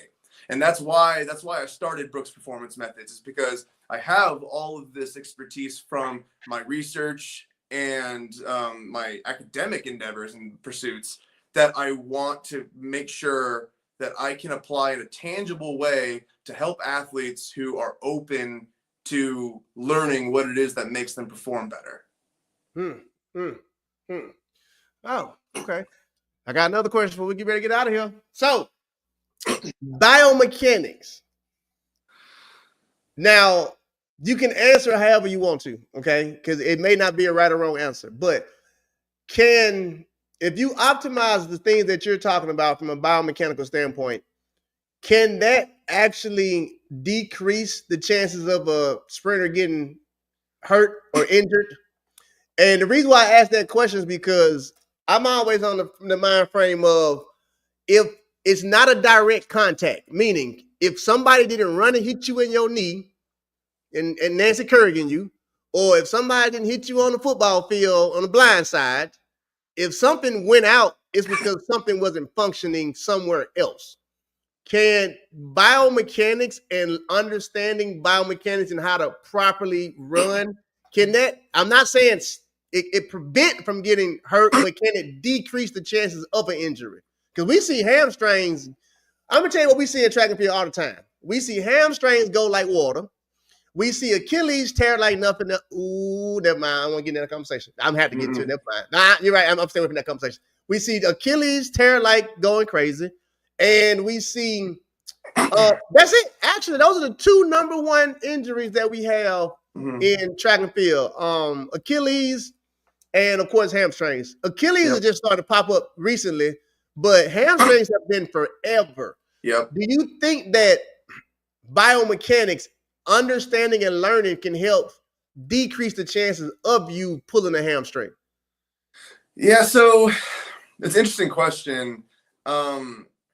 It's no surprise that the hamstring and the Achilles are the two of the most common injuries that we see in this sort of thing, because those are the two of the structures that bear most of the brunt of the force and energy transfer that we see. Because I mean, and most of those hamstring injuries happen in the late part of the swing phase, because the hamstring length isn't changing that much, but because it's shortening from one end and it's lengthening from the other, because the hamstrings are a hip extender and a knee flexor. And so during the last part of the stance, it's doing one and the other, and so it's sort of maintaining length, because it's shortening them from one end and lengthening from the other. And so that's why, and then under those massive forces. Well, hold on. You might have said some smart shit that got past them. You said lengthening and shortening on one end and other. And so are you insinuating that the hamstring is not one long, gigantic muscle?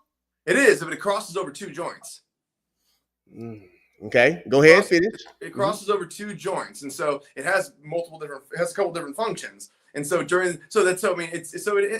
great power comes great responsibility for the hamstrings. So so that's why you see a lot of hamstring injuries. And then of course we're talking about quasi-isometric lower limb behavior and striking the ground. The passive structures are the ones that are doing that mechanical work mostly. And so the Achilles is implicated there.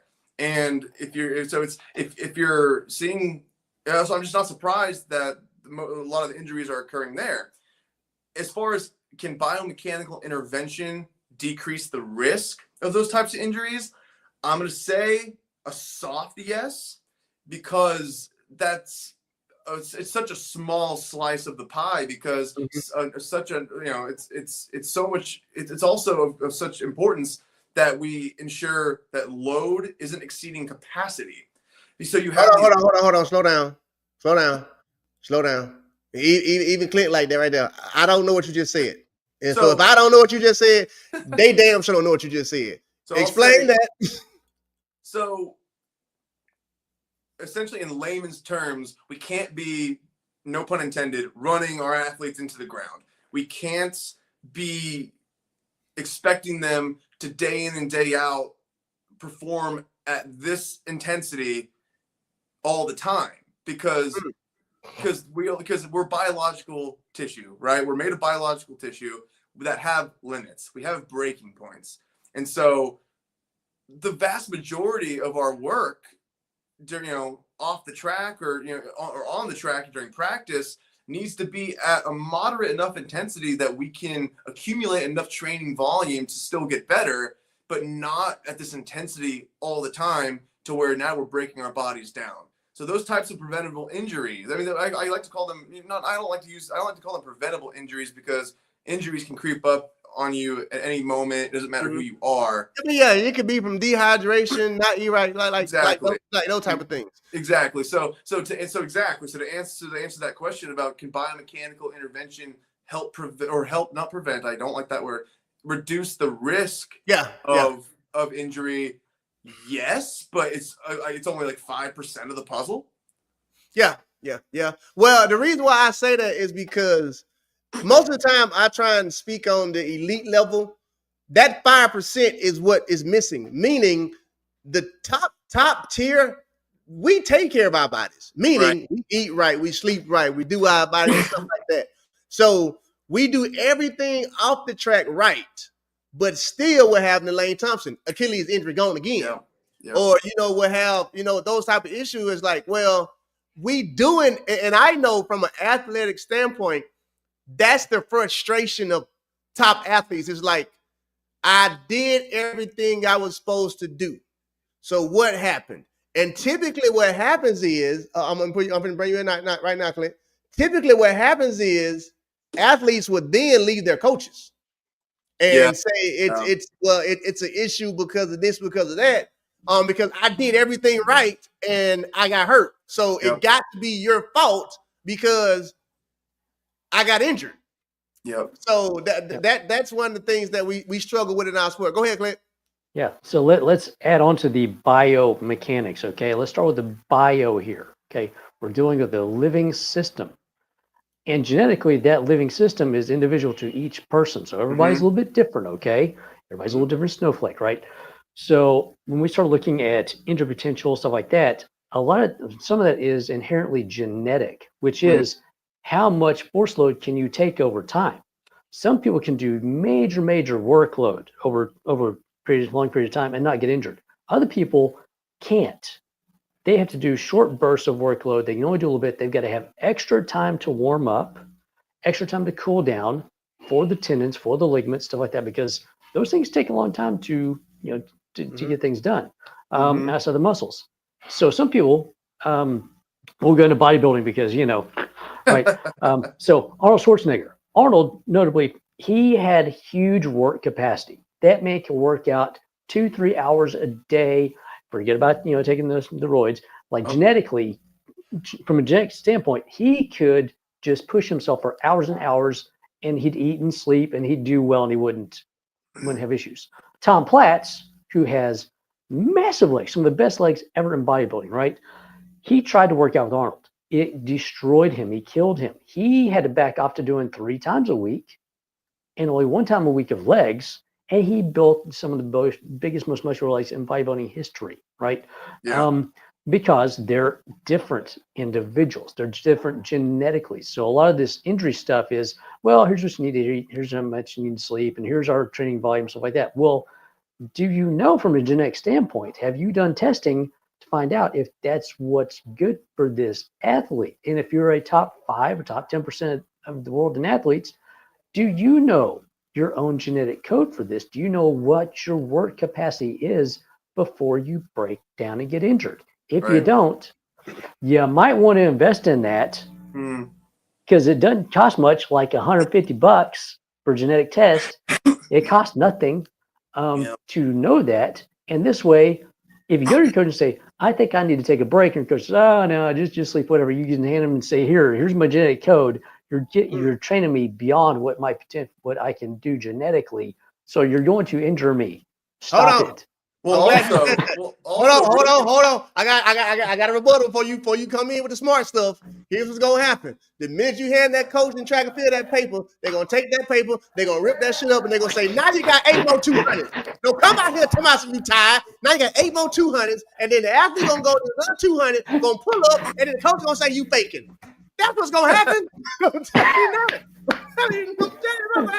So all that smart shit makes sense. We talk about this, like Ray, you talk about this all the time. It's like, look, you need to know about yourself, and maybe tell your coach, I think I need a break today, and hopefully your coach listens to you, because that might be the difference between you getting injured and not being injured. Because I mean, we do that with our athletes. It's like, I get this going. Okay, maybe chill. Let's put you in the boost. Let's do this, right? Yeah. Um, That's the but one yeah, thing I will give me and Clint credit for. That is our motto with all of our athletes. The minute you say something's bothering me, done. Yep. There's no going further. Like there's no going further because your brain it was a signal. Your body sent the signal up saying, hey man, something ain't right. Yep. Yeah. Don't even try and push through it. Get off of it. Yeah. Let's figure it out.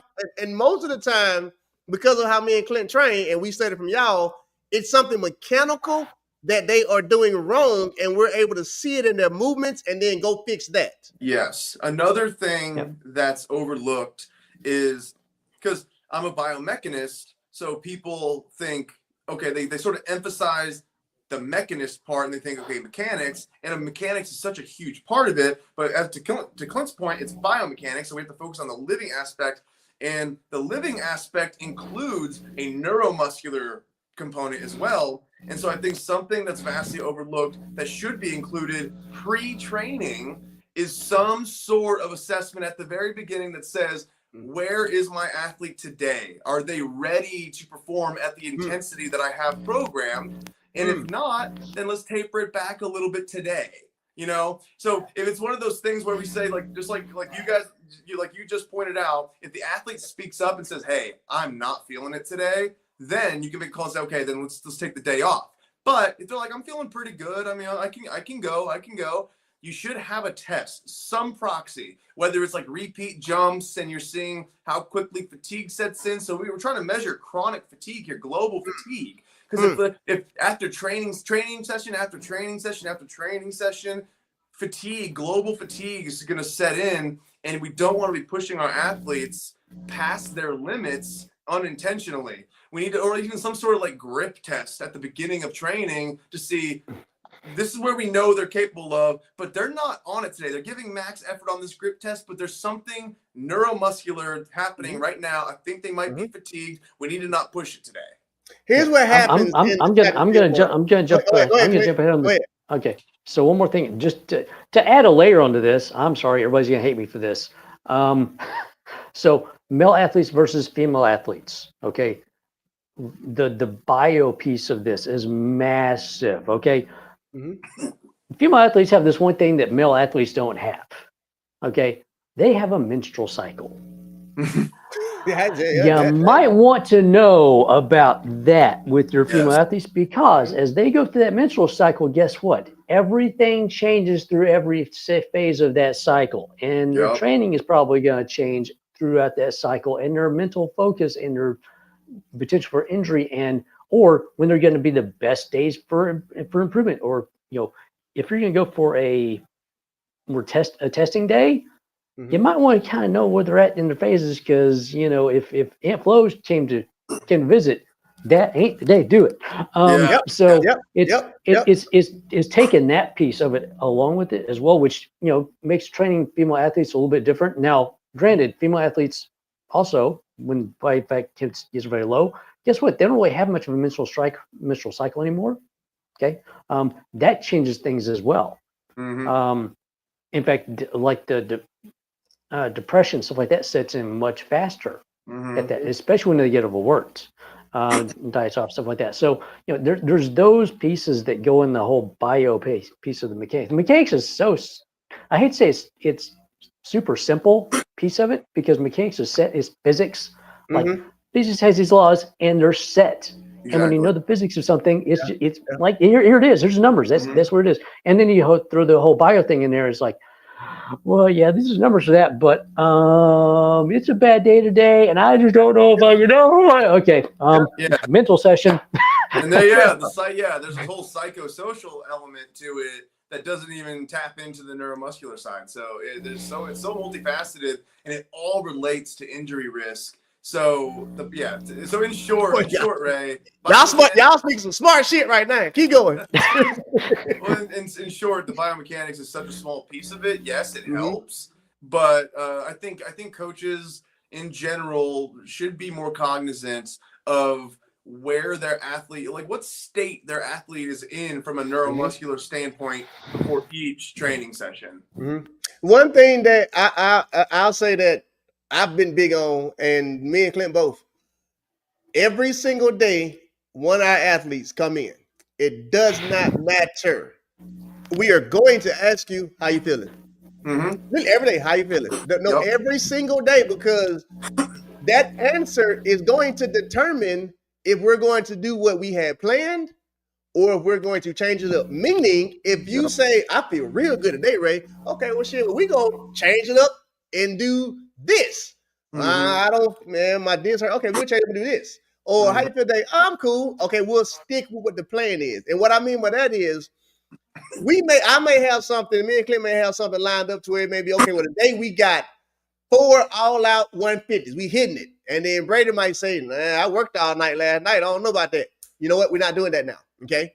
We're going to change that up. Let's get on the grass.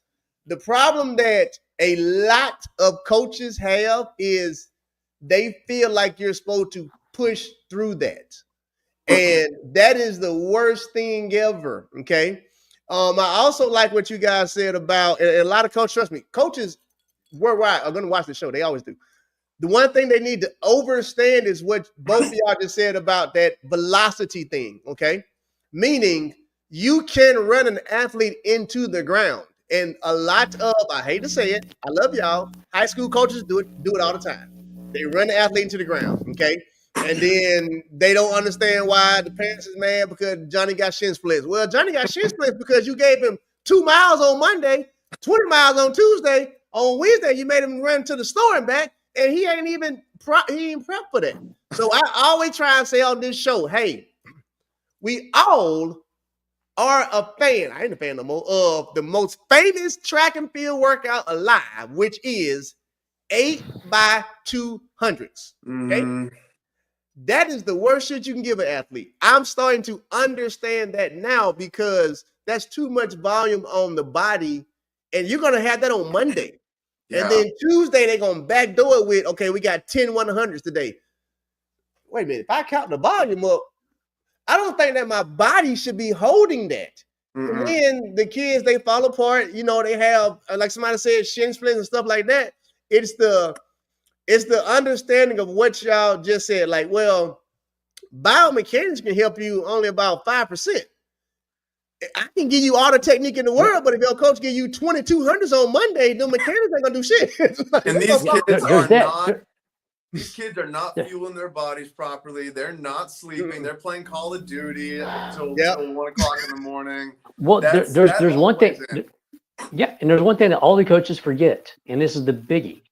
Their kids. What do they do? What's their body's number one thing they're trying to do when they're Grow. kids and they're growing up? It's Grow. trying to grow. It's constantly in the repair process of growing. And you're now taking, yeah, they should be getting this much work volume. You're doing this much because, oh, they're kids. They can handle it. Dude, their body's already doing this much work volume anyway, just trying to grow. Oh, yeah. Brother Dr. Brooks, guess what? What's up?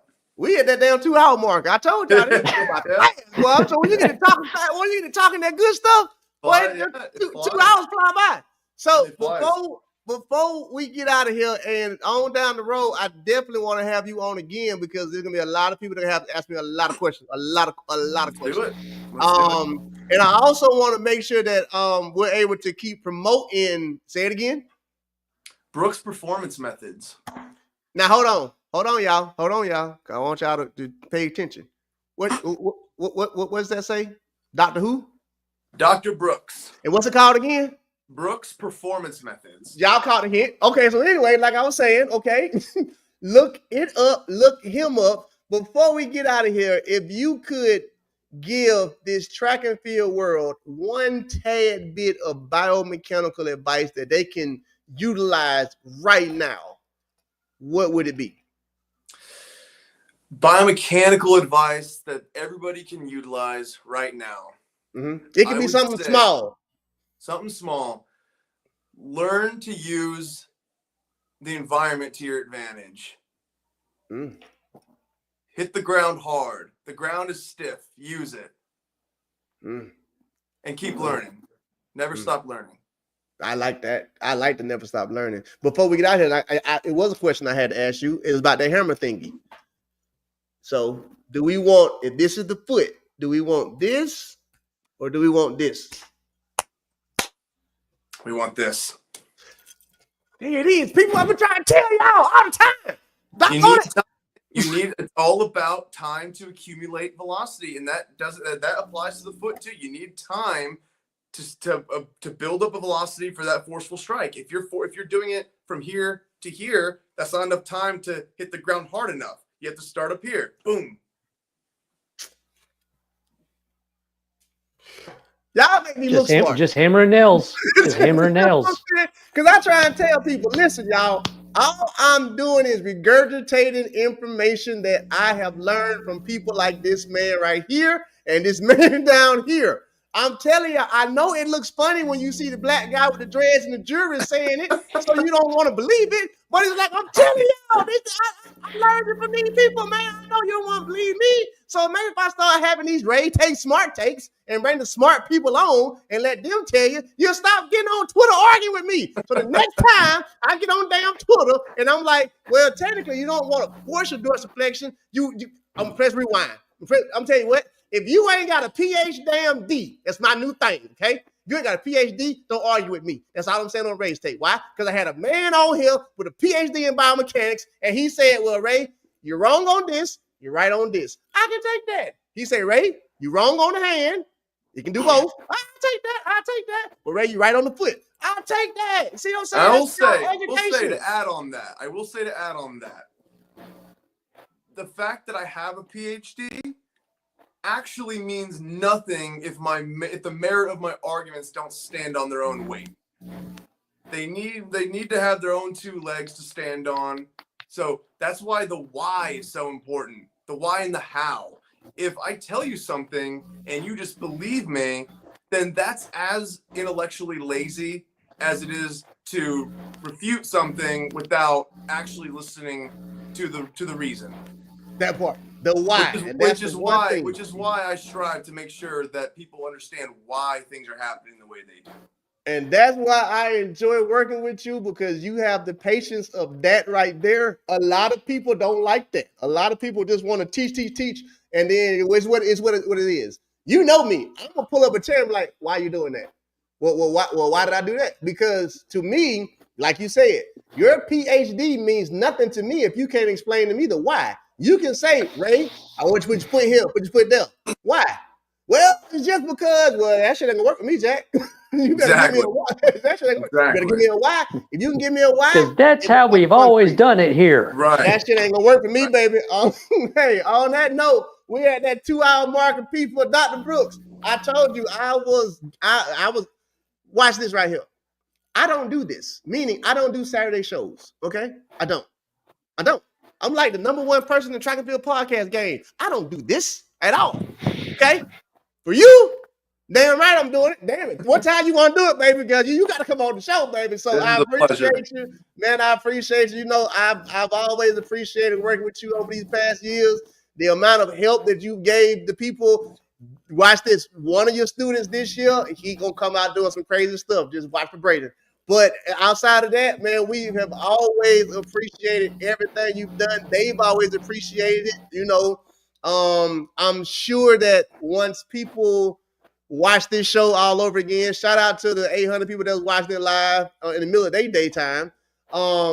We appreciate you, of course, as always. This particular show, I may leave up for 48 hours till Sunday because I don't want to put it on Patreon just yet because it's a lot of information in this video that everybody needs to hear. So I will leave this one up for 48 hours. After that, y'all already know, go to RaesTake University on Patreon. Dr. Brooks, give your website one more time to these people before we get out of here so they know how to find you, they can bother you, and all of that beautiful stuff. We're brooksperformancemethods.com, but you can also find us on Instagram, Brooks Performance Methods, but then also my own personal page, LanceBrooks_PhD. All right. Till next time, people, you have been educated. Use it. We will see y'all next time. Enjoy the rest of your Saturday. We are all out of here. Good Thanks, night, Ray. goodbye. No problem, brother. We appreciate you. Out of here. Where is my closing music? There you go. No, I got to play my song so we get out of here.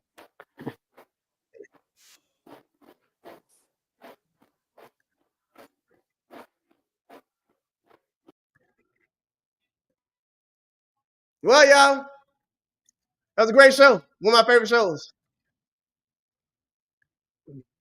We out of here, though. Brother I am. The lion's grip, I'm trying to pull my brothers out the sand, but they can't understand. From light pole to light pole, same thing it really goes. Some say it might go longer. Depends on how you feel when you was really hungry. Mama ain't raised no man. She birthed a God in his own hair with knowledge in his own hand. He might dwell to the past. I might conceal. We might made a righteous deal. God only knows, and God only knows. We must have known. It must have been the reason my mind be disbelieving. I can see more than they think. So it's hell to wake up seeing they next move is a death move. But I gotta save them. They next move is a death move. So I gotta save them. Even though they can't hear what I'm saying, I picture mountains and roads with blue valleys and pastures. Like they're ever after. Happiness and wonders. I wonder when I ponder about the future. She stuck off in the past. I wonder how long will it last. The tequila bottle going fast. I see the bottom, and I'm making it last. But tend to put another shot off in my glass. I'm trying to do some math. The angles are missing. Comprehension, I missed it. Hieroglyphs on my pyramid mentions. That's all she really be waiting on. Impressions. Tell me, do you understand the plan? Worry about the past, living in the now. Remember I am. Tell me where will you land? Living this crooked world, or are you living insane?